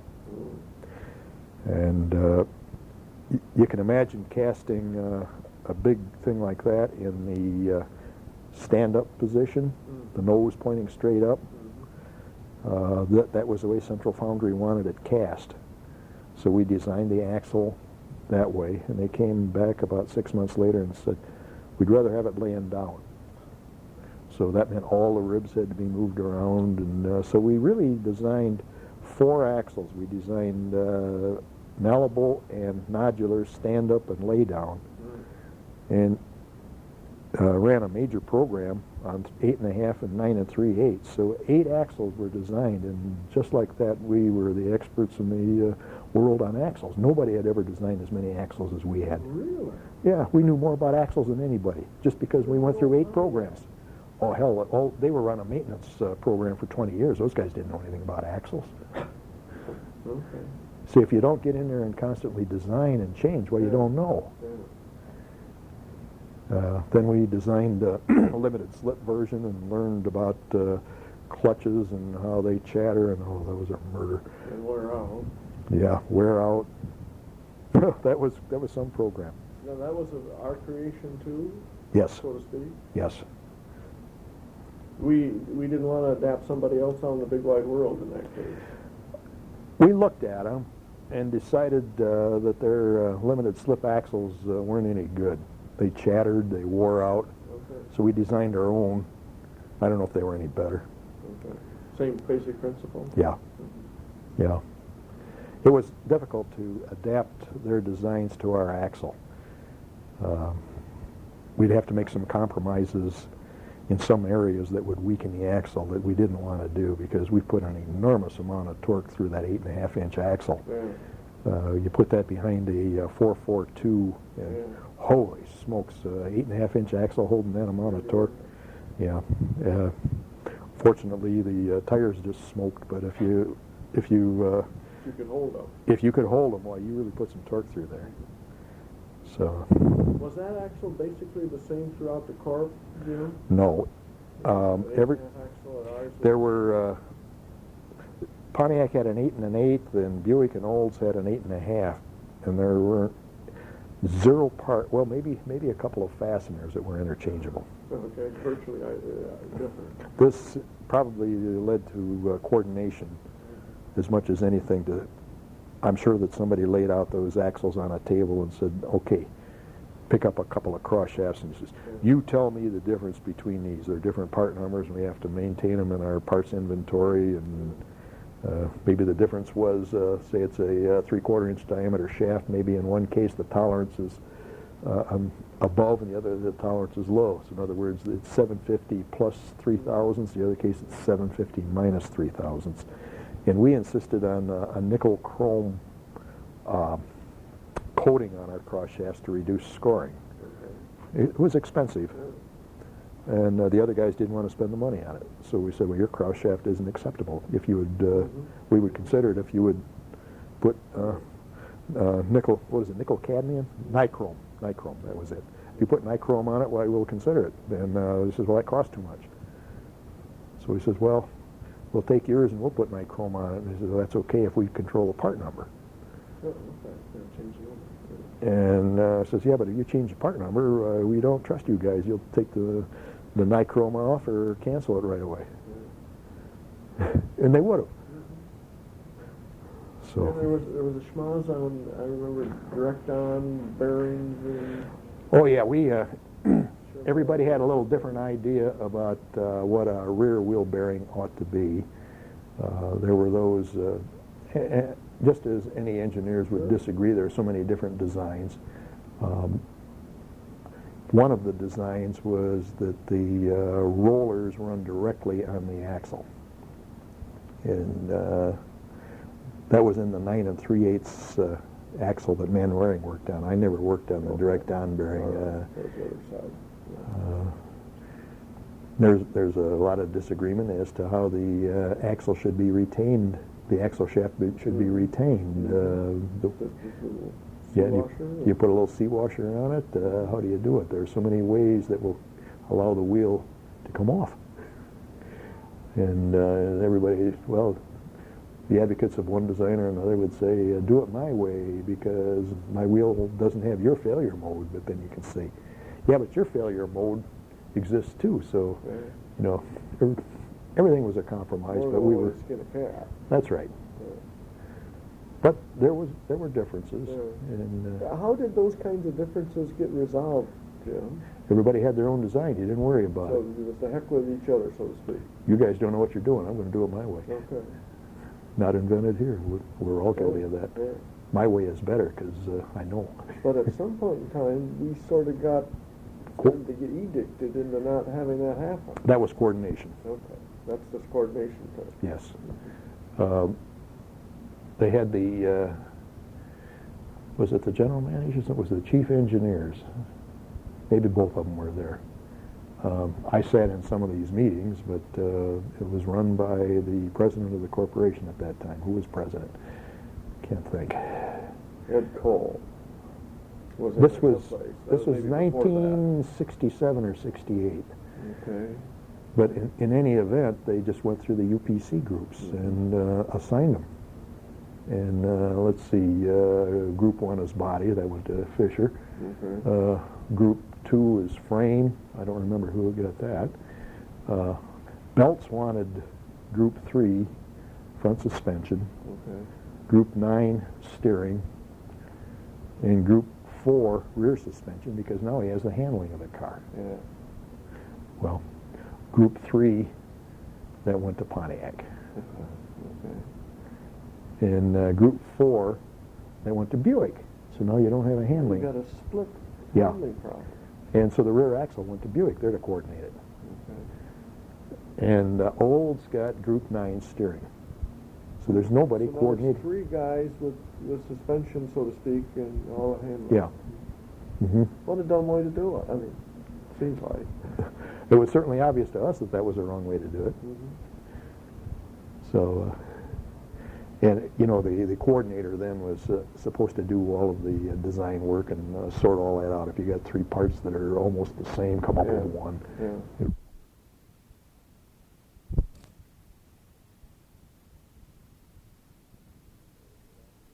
He was pissed. Back to the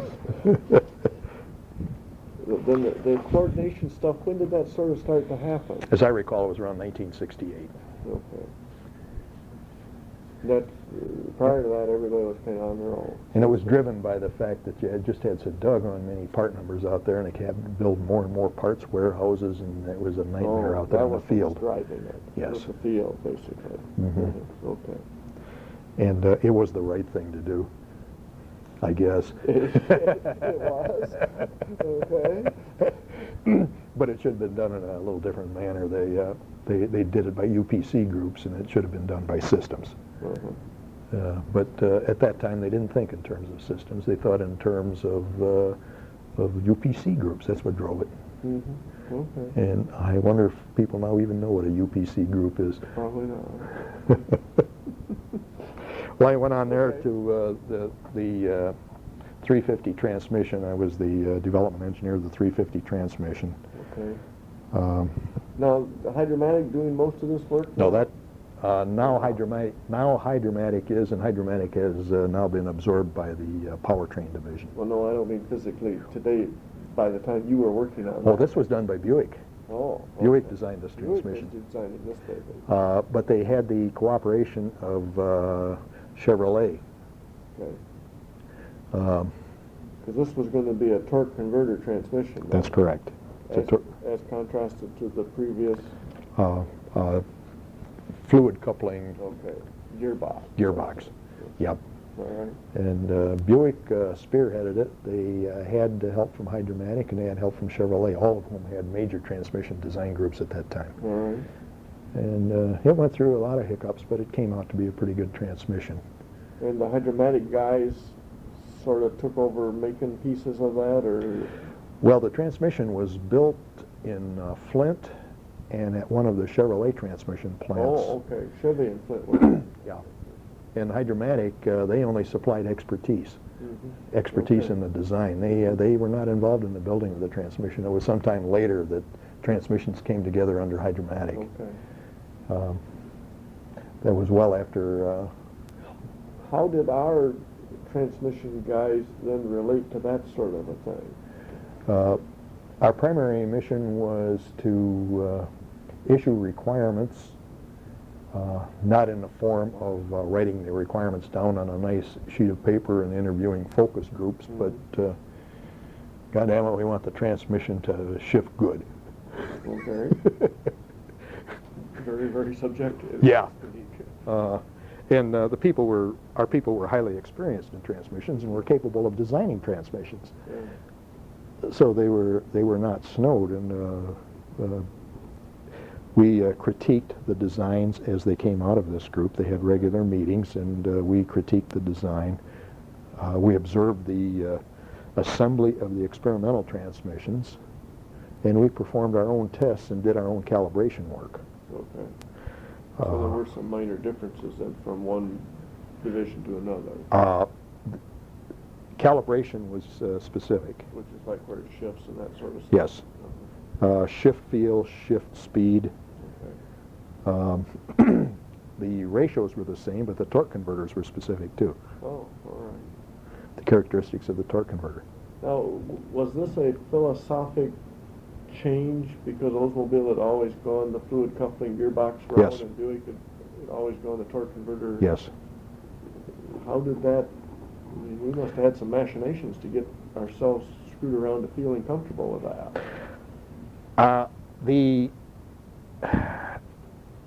I was a grunt and not in charge, and I came into the program pretty late, but this is just me talking now. That's all right. Those transmissions that were designed in 61, 62, and 63, they had something like 36 valves in the valve body. Oh, wow. And to get those valves to shift at the right time, smoothly, under all altitude conditions, under all temperature conditions, in one car to another, was impossible. Okay. The Hydromatic had just gotten too sophisticated. Yes, it was too complicated. And with a torque converter, it forgave so much of that. Okay. Just as now, by applying adaptive electronics to transmissions, you can take a look at what a transmission is doing and trim it electronically and have the shifts be exactly what you want. It forgives major differences in machining. So let's say the transmission leaks like a sieve, and you can't maintain line pressure the way you want, so the shift curves move. With the electronics, you look at it and compare it to what it ought to be, and you just swing everything back again. Even though it's a leaker, so to speak. That's right. Yeah. But that technology was not available, Yeah. and the torque converter was much more forgiving. So I'm sure that that's what drove it. Okay. So before that transmission went to production, or I guess it was just about going to production, I was transferred then into the dynamometer lab where we were getting heavily involved in emissions. Okay, this is starting to rear its head now. Yeah. Okay. It was 1968. I was put in the engine dynamometer. I ran dynamometer row, and we were developing some new engines at that time. We had an experimental program called the 817 that Gilbert Burrow was running, where he was sorting out the best combustion chamber. Still running gas. All of this was gas. And there were 4-valve versions of the V8 on the board at that time. Okay. There was a pushrod version and twin overhead cam versions. And first thing I saw when I went in there was this monstrous engine that it's 455 cubic inches, 4-valve, twin overhead cam, and you look at the literature and what have you, you say, that sucker's capable of 900 horsepower. Really? Yeah, and our dynamometers were 350 horsepower, so I went out and bought a 900 horsepower dynamometer. Put it in room 9. And did you need it? Yeah, 8,000 RPM, 900 RPM. We never got the engines developed to that point. 8,000 RPM, 900 horsepower. Yep. Wow. Yeah, quite a dynamometer. Out of a lousy little Oldsmobile engine.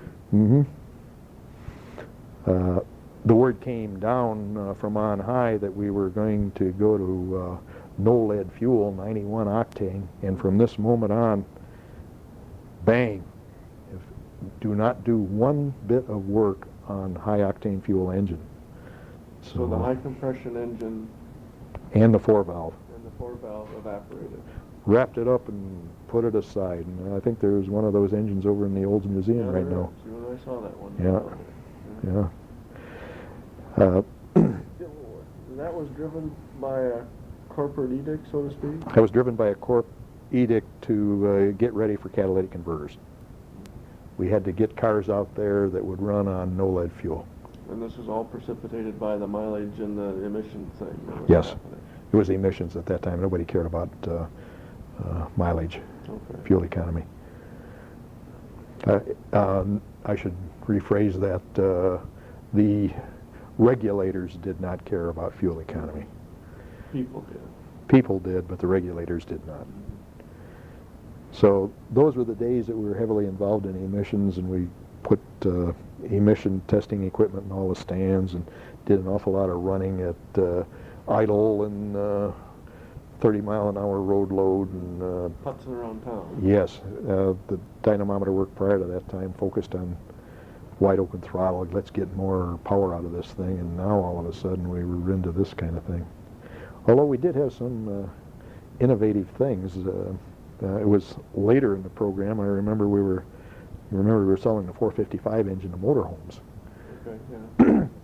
And we were going to put a catalytic converter on these motorhomes. And motorhomes have a problem of disposing of the waste. They have to pull up to some station and dump it. So we said, well, maybe we can put it through the catalytic converter, and while the guy's tooling along down the roadway, we'll just take care of his problem for him. So we said, okay, let's give it a test. I'll be darned. So we had some volunteers contribute some samples, and we made a nice slurry. And we had a little fixture set up there so that we could start running this stuff through a catalytic converter that was running behind an engine in room 14, which is just outside of Jim Buckley's office. And so the thing was running along at, I guess, 60 road load or so, and stabilized, and we started running that slurry through there. Stink! Oh, wow. Oh my God, did it stink! And, there's Buckley in his office. And what the hell is that? Well, that was an idea that didn't work. It didn't work. Okay. Well, it's a good idea. Yeah, we got into propane-fueled engines. We plumbed the lab for propane to do propane testing, and when propane gets down to about 0, it is not a vapor; it's a liquid only. And so whenever the cold stretches came, we couldn't run. That was a problem. Oh, that was a lot of fun in the lab. Would a regular engine run on propane? More or less. It was primarily a fuel delivery system. Propane is a gas, so you need something to deliver it to the induction system. But other changes, propane is completely free of lead, and at that time our engines ran on leaded fuel, so a few valve problems. And what's the octane of propane? I forget. It was different, so the compression ratio had to be. Less BTUs per gallon. Yeah, so you went through a lot of propane. And we had engines running on liquid natural gas too. Oh, okay. And they really go through the fuel. But we just had that hooked up to the city line. But the big push at that time was the emissions, and we were totally inadequate, so we built the second emission lab. Kelly Thurston was my predecessor in the lab, and he set up the equipment to do some testing with the emissions, but now the thing was really coming at us, and we had to test like 20, 30 cars a day instead of one a day or one every other day, so we built an emissions lab. Initially you were doing it all in 64 there? Yes, this lab was in 64. 64. And there wasn't any place to put all the cars that had to be tested every day, so that Vertipark was built. Oh, okay. That's when we put that thing on. Yep. Mm-hmm. Yep. How many dyno stalls did you have at that time? 2. 2. Okay. Yeah. How many engine tests cells? 21. And we had the axle test room set up so that engines could be running there, but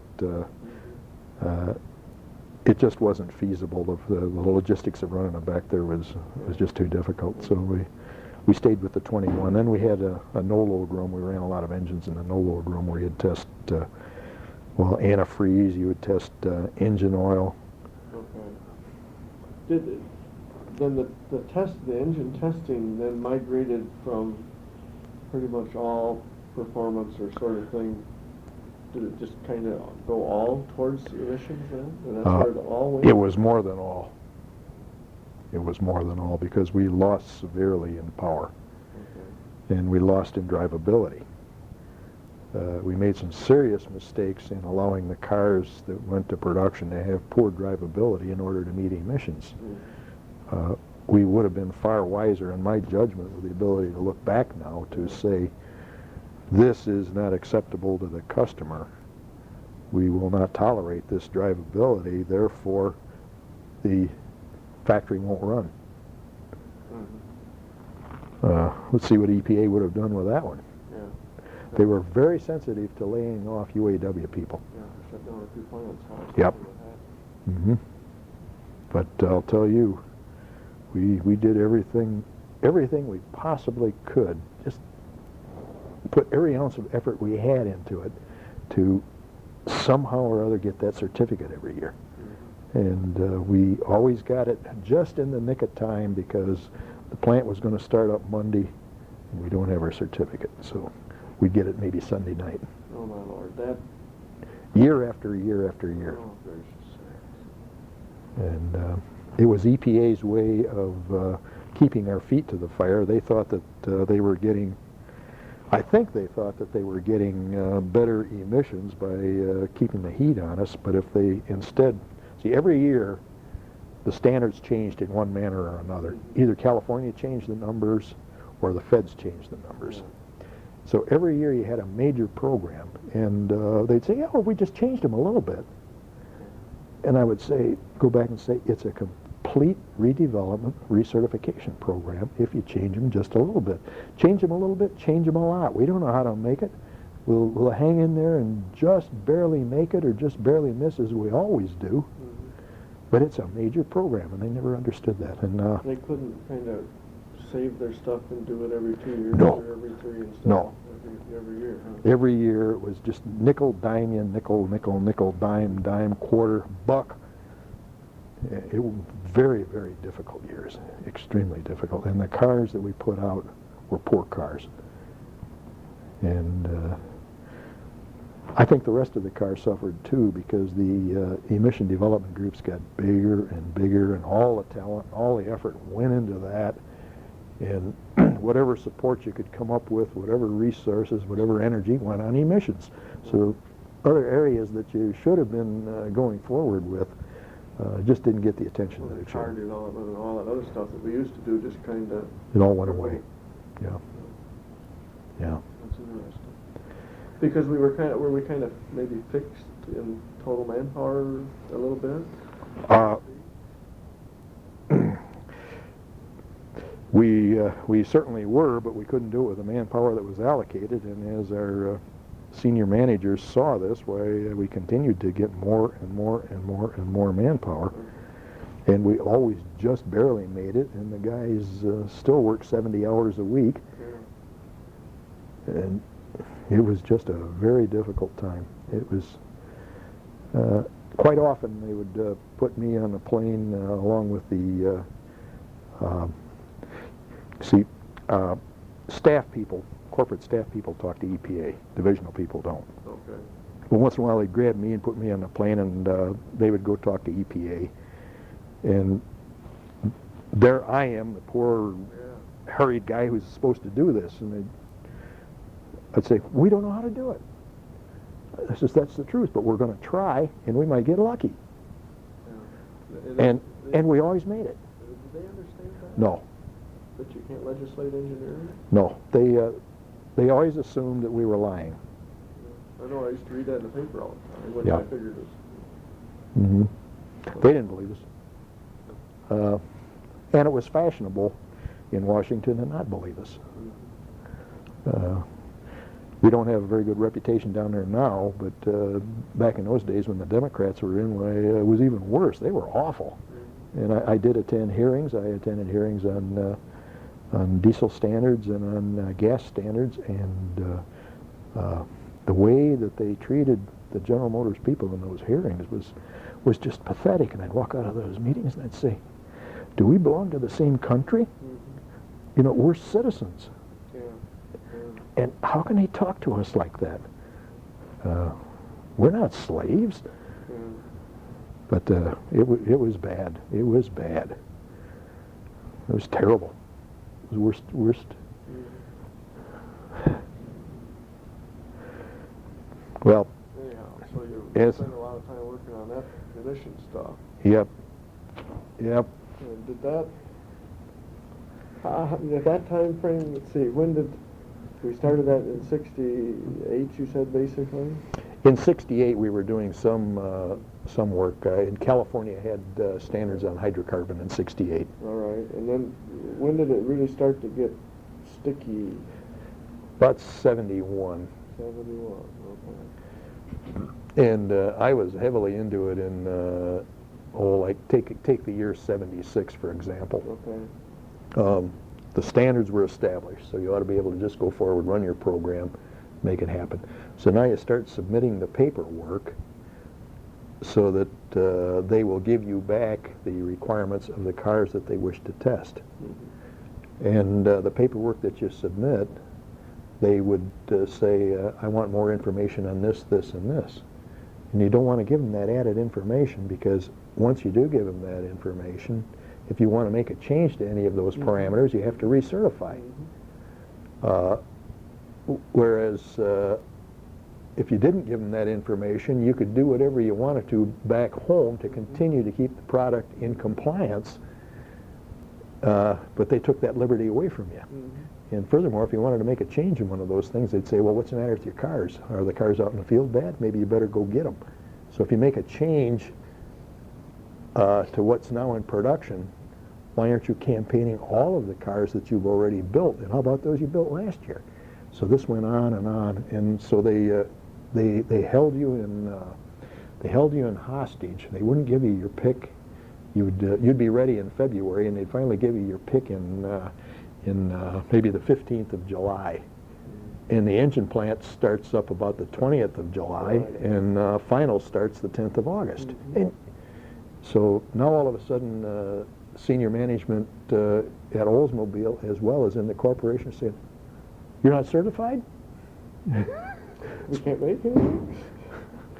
Well, and you say, okay, if we hit 17 consecutive home runs, just doing a Gantt chart on this, we'll make it Sunday night before you start production 5:30 Monday morning.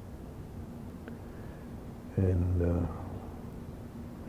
so they'd start looking at each other and you'd say, fire me.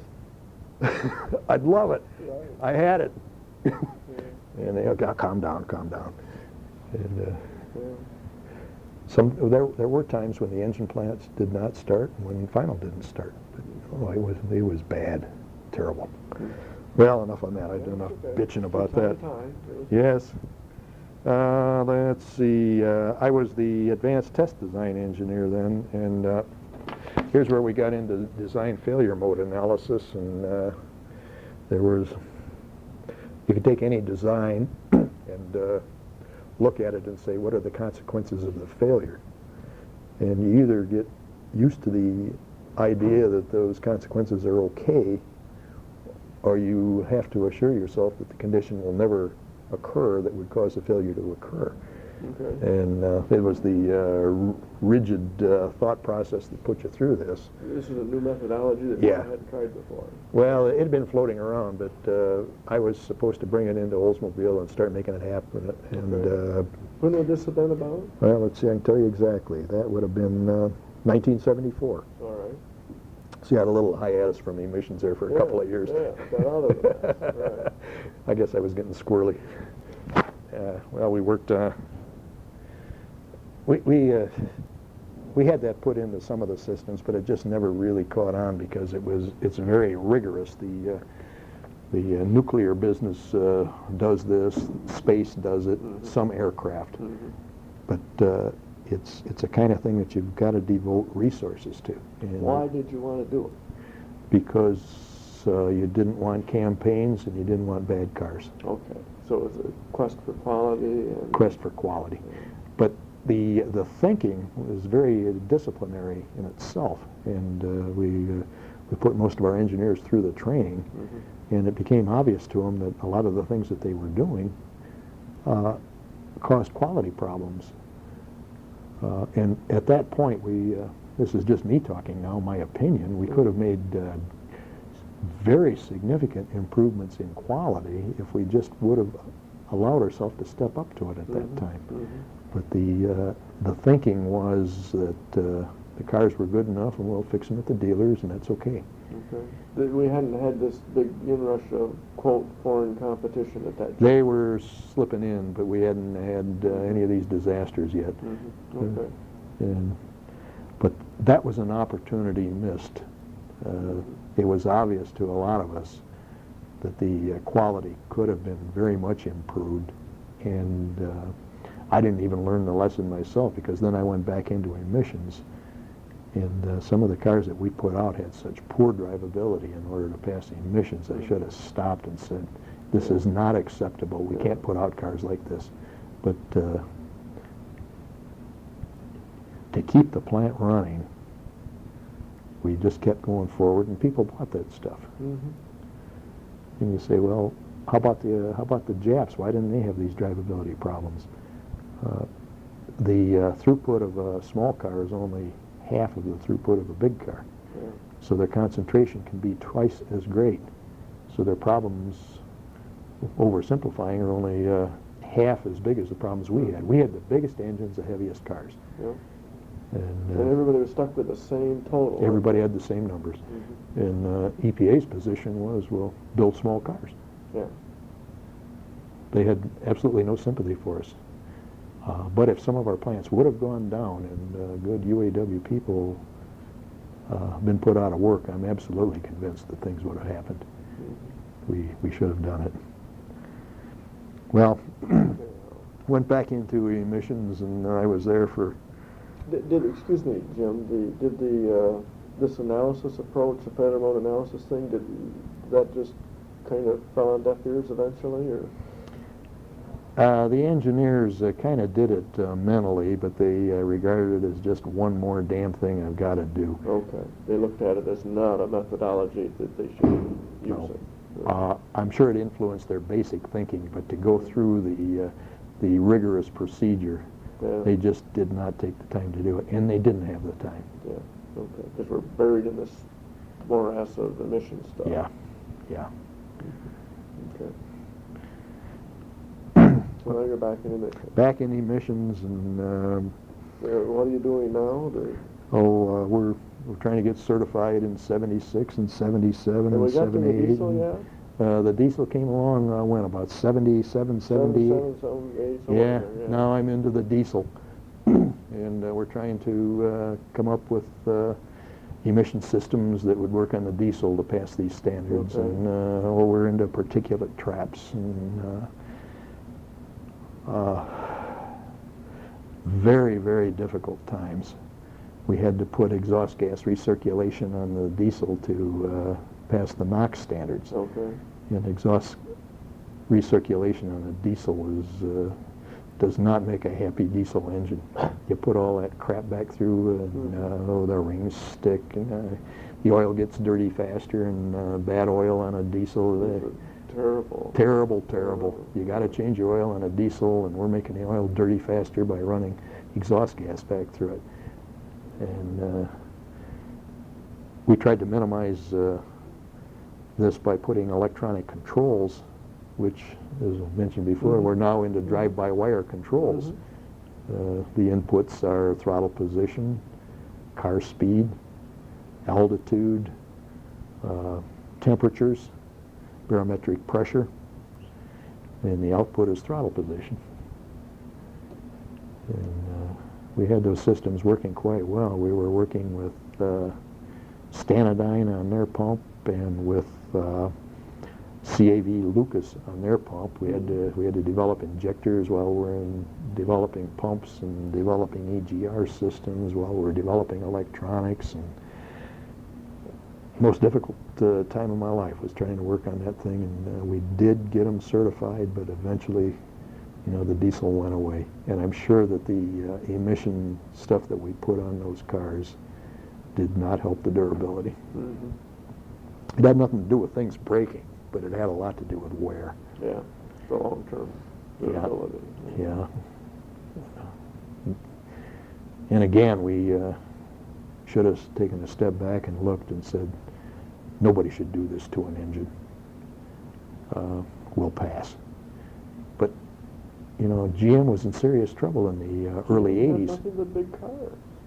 And they needed those diesels to get the fuel economy average into the standards. And I used to go down to the emission review board once a month.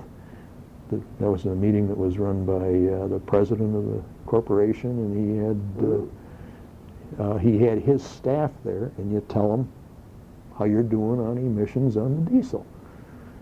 And the safety review board met for 2 hours, then the emission review board met for 2 hours, and then a month later it was reversed. And the reason for that, Don Nordine reported on the safety review board. He would go in there and tell them about all this safety stuff that wasn't going right. That would make them mad, so I'd go in and tell them about emissions that weren't going right, and they'd start shooting at me. So a month later, I'd go in and tell them about emissions and how everything's going to hell in a handbasket. And then they'd go after Don, and when he'd tell them about the safety stuff that wasn't going right. Sure alive. Yeah, they were very nice people, very, very good people, but they're human beings, and just to sit there and listen all day to all that bad news and the significance of it, I don't know how they handled it. Yeah. I know I didn't handle it very well. So, enough on the, well, let's see, something positive that came out of that, let's see if I can think of anything. We learned a great deal about electronics and ignition systems and combustion chambers, and I would say that the success of the quad-4 engine that we may have in its design had its birth in the hard lumps that were taken on these engines at this time. We sure did learn a lot. It was. So there was some value that came out of all that roughness. Oh yeah.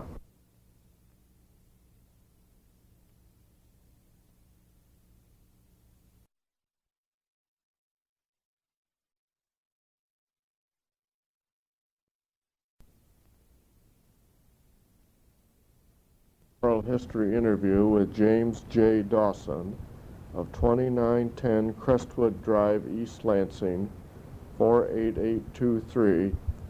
The interview was conducted on January 21st, 1992 at the Oldsmobile History Center at 4000 North Grand River by Jim Walkinshaw. This is tape number 3 of 3 tapes.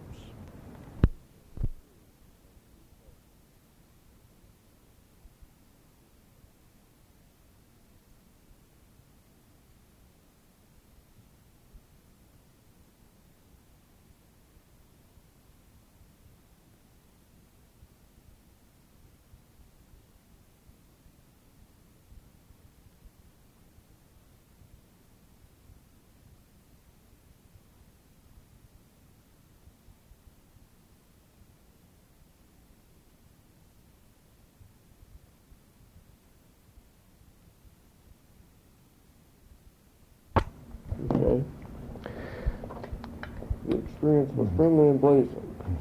In our minds, and out of this came some, I think, some pretty successful ignition systems, combustion chambers, control systems, EGR systems in the Quad 4. All of that kind of development work was result of the experience of going through what we did. okay. Well enough on emissions. I was, in '83, I was transferred into the body group, and I was the body engineer. All right. And the job there was front-end sheet metal bumpers, the instrument panel, HVAC system, the electrical system. For the whole, all car lines? All car lines. All right. Styling, and trying to get a saddle on Fisher body. Okay. Not easy. And what can I tell you about that? Was it the practice to switch fellows around from areas, in other words, to different kinds of areas, so that you were looking in an entirely different vein? Quite often Dorshimer did that. I've seen him take assistant chief engineers and just have them swap jobs for a couple of years. Okay. Just to Gather experience gathering. Experience gathering. Mm-hmm. Well, you're never quite sure if it's experience gathering or if you've been thrown under the bus and made room for somebody else. All right. You don't know that when it happens. Yeah. And That's a thought. but in any event, it's a new challenge. Did you look at that as at that time? Did that feel comfortable or uncomfortable, or? Well, I had changed jobs so many times. I averaged changing jobs, say every 2 to 3 years. Okay. And so I didn't view it as unusual, although it seemed to me that he was a little more practical experience in the body area would have been good. Although my experience down at Willys Willys Overland, when I started out my career, I started out as a body draftsman. Oh, okay. So you had some way back in the early days. Yeah, I knew about layouts, and I knew about surface development, and I knew about sheet metal. Okay. And I'd been rubbing up against these guys all these years, so I was not unfamiliar with it. But I'll tell you this, when they swap people around like that, though, the person above and below this person were always experienced and well established. Okay. He would never take two levels of movement at the same time. So you were pretty well protected. It was hard for you to make a mistake because of the way they did it. Now, so maybe that's the logic in back of it. Then. Well, thinking back now, I was sorry to lose Mike Danik when I was the emissions engineer. He went into the body group. Mm-hmm. Okay, Mike, it's a good experience for you. He says, why am I going into the body group? I says, Mike, it's an experience. And who the hell wants to work on emissions? It's awful. Yeah. So he went down there, and 6 months later, I followed him. And I probably thought you had method of and I went in there and I says, Mike, I don't know what I'm doing down here, and he gave me the same speech. So, yeah, that's right. But things were coming along swimmingly. We had a programs going, and it's a zoo down there in the body group. There's so much going on and so many programs, and reorganization hit about 18 months after I went into the group. Okay. And then what happened? We spent a lot of time scratching our head trying to figure out what happened. I shouldn't say that. We'd look up every once in a while and wonder what happened, but everybody tried to keep the balls in the air they were working on. Don't let anything fall while it changes hands. Make sure you hand it to somebody. Mm-hmm. Make sure they got a good grip on it as you pass the baton on to the next guy. So that we all understood that these were going to be difficult times, and we did not have a great overall master plan that this is how reorganization was going to work, but it was going to evolve. And we're all responsible people, everybody in the group, so you're working on this right now, don't let it fall on the ground. And for several years, that's the only thing that kept the corporation going. It certainly was not the superb management guidelines on running the corporation. It ran because people were conscientious and they didn't let it not run. Mm-hmm. Mm-hmm. And I spent a great deal of time going to meetings where a little bit of philosophy was discussed, and then reorganization was discussed, and how are we going to do this. Eventually I was appointed to a committee of 5 people who were to study how electrical engineering was to be handled in General Motors. I was from Oldsmobile, Ken Baker from Buick, what's his name from Cadillac, what's his name from Fisher Body, and who'd I miss? Pontiac wasn't there. There was somebody from Truck and Coach. And then we had a prompter from one of the staffs who it was his job to try to call the meetings and hold it together. And, like a facilitator? Yeah, he was the facilitator. And we met at the Novi Sheraton once a week. And, okay, you got this new thing, reorganization. How should electrical engineering work? And we came up with our ideas on how it ought to work. There should be an electrical engineering group. A corporate group, right? In each platform. Okay, that's in the platform. In the platform. And they would control the architecture of how the electrical systems worked, especially the onboard computers. The calibration and the requirements of how the thing worked were to be left with whoever had the thing. For instance, the air conditioning guy. Mm-hmm. This is the broad outline of what you have to work within. Now you work within that to make yourself happy. Mm-hmm. And if we haven't given you enough, say so, we'll change the parameters. Emission guys, same thing. Well, the emission people refuse to share their systems with anybody. So we have an emission electrical group, and you've got a car electrical group. Our recommendation was rejected, and we went drifting off someplace. Went to many meetings trying to figure out, now that Fisher Body is to be disbanded, how does this group in Lansing do the work that Fisher Body is going to be doing? How many people do you need? What kind of resources do you need? Now go on down to Fisher and get them. Oh boy. And Fisher couldn't believe that they were being disbanded. They were absolutely convinced that they were going to stay just as they always were, and it was difficult to work. And we'd look at the programs and calculate how many hours it would take to get it done, and it was just what it takes right now. Mm-hmm. So if we're asked to do what Fisher Body's now doing, it will take as many people at Fisher Body as they now have doing it, and that's our number. Mm-hmm. And then we would submit this, and it would go rolling up through these various groups, and the answer would come back, we can't do anything with that, your number is too big. It would say, well, tell us the number you want, and we'll tell you the program that we can run within that. Well, that's not acceptable. The reason for reorganization is to save manpower. Mm-hmm. Now go save me some manpower. And I saw a way out. Oldsmobile had a place for me, so I decided that if I stayed with Oldsmobile, I wouldn't have to deal with that anymore. And who would not want to work for Oldsmobile? Right. So I stayed with Oldsmobile, and the engineering department, the chief engineer was Ted Lucas. He had 3 assistants.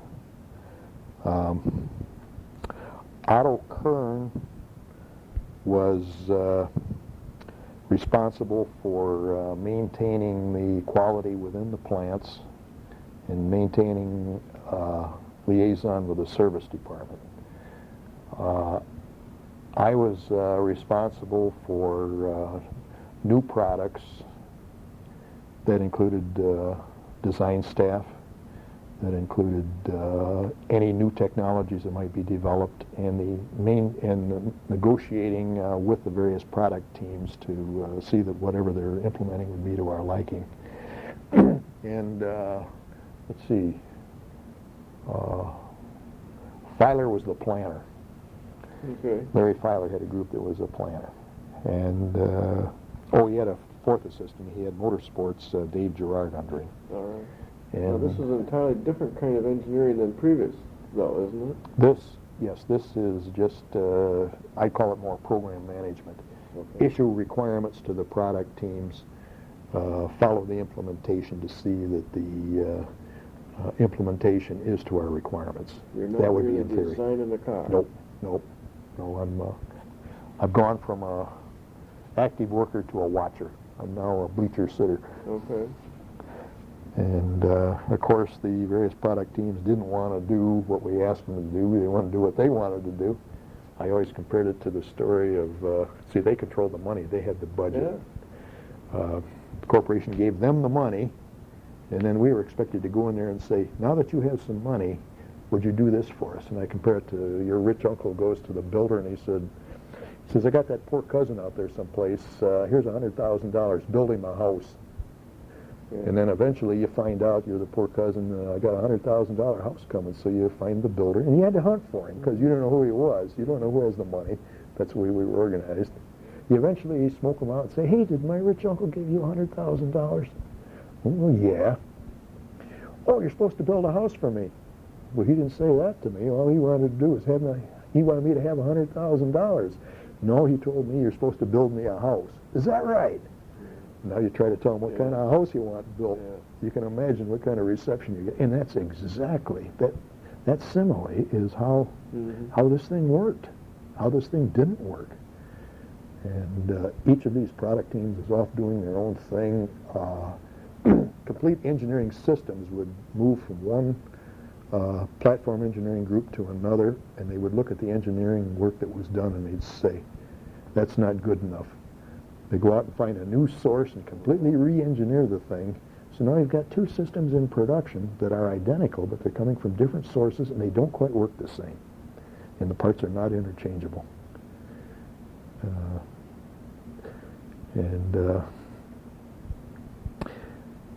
After a while, things got kind of bad, and I retired. Oh, it's not a problem. Well, no, it's a little more complicated than that, but those were difficult times. And that was a people thing. I suppose the emissions thing was also a people thing, but both of those assignments were bad duty. Everything else was a delight. Oldsmobile kind of, put it bluntly, we've gone downhill since this change. Oh, absolutely. What do you think? Why is that? Olds was instructed to not compete with Buick. You can imagine what Belts would have said if he was told as the general manager, don't compete with Buick. They're not out there with a scalpel on the market. They're out there with a bludgeon and a shotgun, and they don't know how to select their targets. That I won't compete with this guy and I will compete with that guy. So our people tried to implement that, and they put their hands down behind their back, and Buick was aggressive and our people were not, and we just slid right down the tube. Programs went around us. The rear drive Roadmaster? Well, Oldsmobile had a shot at that, but they turned it down. They said they didn't want it. Our people simply were not aggressive, and for years we had been hearing from Lynn Myers that she runs focus groups, and she says 5 years ago when people thought of Oldsmobile, they thought highly of us in regard to technology, reliability, innovation. Now we're in the bottom 25% in these areas, and we've got to get off our fannies and do something in these areas. Oh, yawn, they'd all get up and go to the next meeting. We did absolutely nothing. We did everything we could to get some technology in our cars. We had so many things going in the body group before I left. New technologies coming. We had dot matrix systems. We had head-up displays, heated seats. Perhaps most of these items were not good ideas, but you got to dig 10 holes to get 3 flowing oil wells. Right. If you dig none, you get none. That's right, and we quit digging wells around 1985. They just simply were no longer available to us. And I think that corporate senior management put out a lot of edicts to Oldsmobile that our people chose to try to implement. Had this been in the previous years where they would have reviewed that and said it's merely a guide, I'll go ahead and run my business and try to keep it going and try to make money. That's the way I view it. When the money went to the product teams, it became very difficult for Oldsmobile to have something unique and different from the other divisions, because it's in the product team's best interest to make everything the same. Simplifies things in the assembly plant, and they don't have to get into arguments with the various divisions about who gets what. You all get the same. So if the cars are all the same, how can you have something that's unique? But and then in that case, how do you, I mean, why will one sell rather than the other, you wonder? Because they're all alike. They're all alike. And there we are. I think I'm kind of talked out. Oh, that's okay, Jim. Excellent job. Share with me what do you think maybe over that continuum of, how many years is that? 32. 30-some years. What maybe was the greatest happening that you had to work on? Oh, I think that there were so many of them that I thought were great. Every day was a joy, except for some times during reorganization and some times in emissions. I think the job that had the most creativity and the one that felt the best was in advanced design, where you're going through these concepts and seeing what works and what doesn't. Okay. But you have difficulty in those jobs in that you can only play in the sand so long. You'd like to see something happen. Yeah, and make a car. Yeah, it was a frustration that these things were not picked up. But I was young, and I just didn't have the patience to understand that these things take time. And so many of the things that I worked on in advanced design eventually did come about. The work I did on aluminum trim, well, that's beautiful stuff. That's here now. And the work I did on I didn't talk about plastics, but we were heavily into plastics. And the work that we did on transmission controls, that's all here now. And front-wheel drive, that's the heavy. And so many of the other things that we looked at and decided that it was not practical, I feel kind of good that nobody else did it, so maybe it was not practical. Maybe that was a good answer. Feedback too. Yeah. So I think I write that off to immaturity, and I really did. I belonged only so long in advanced design because I needed to be fire tested out there in production designs where the real action is. I felt very good about the axle that we put in production. It went in with minimum problems in the field. It was a very durable axle. They were quiet. failures were very remote. I felt that I went into that program. Who wants to work on an axle? That's pretty boring stuff. But boy, you get into it. It's fascinating, and I found that just about everything that I worked on, you could take that same attitude. That it may appear to be boring, but once you get into it, it's really fascinating stuff. Sure. And I kind of wish that back in those days we were a little closer to manufacturing and production engineering. I think we could have done a better job if we were even closer. We were close. I didn't mention what's his name? He was the advanced guy in plastics. I did a lot of work with Bill Martin. I did a lot of work with him, and that should have been strengthened. I think that would have been wise. We would have, I'm sure, if they'd have kept that going, why we would be into composites in cars now. I know we would be. So, Jim, do you think of any over that continuum of time that anything that you would contribute Oldsmobile's success to? Any one or two? Oh, I think that they were they were aggressive and open to ideas, and they were just good thinkers. They aggression is not a good word, but they did not let any grass grow under their feet. They seized opportunities, and they created opportunities. They didn't sit there in their duffs and whine and worry about the world coming to them. They went out and grabbed it. That's what we need. And this particular difficult time in our history, I think that people are so busy being stuffed in their little rules and regulations and corners and trying to make everything fit that they can't step back and say, Army, we have to turn left instead of go straight up here. They're so doggone busy trying to not step in the potholes. One man's opinion. That's okay. It all counts. Well, I really appreciate you taking the time with us, Jim. Nice job. So Okay, good well, that you're willing to share it with us.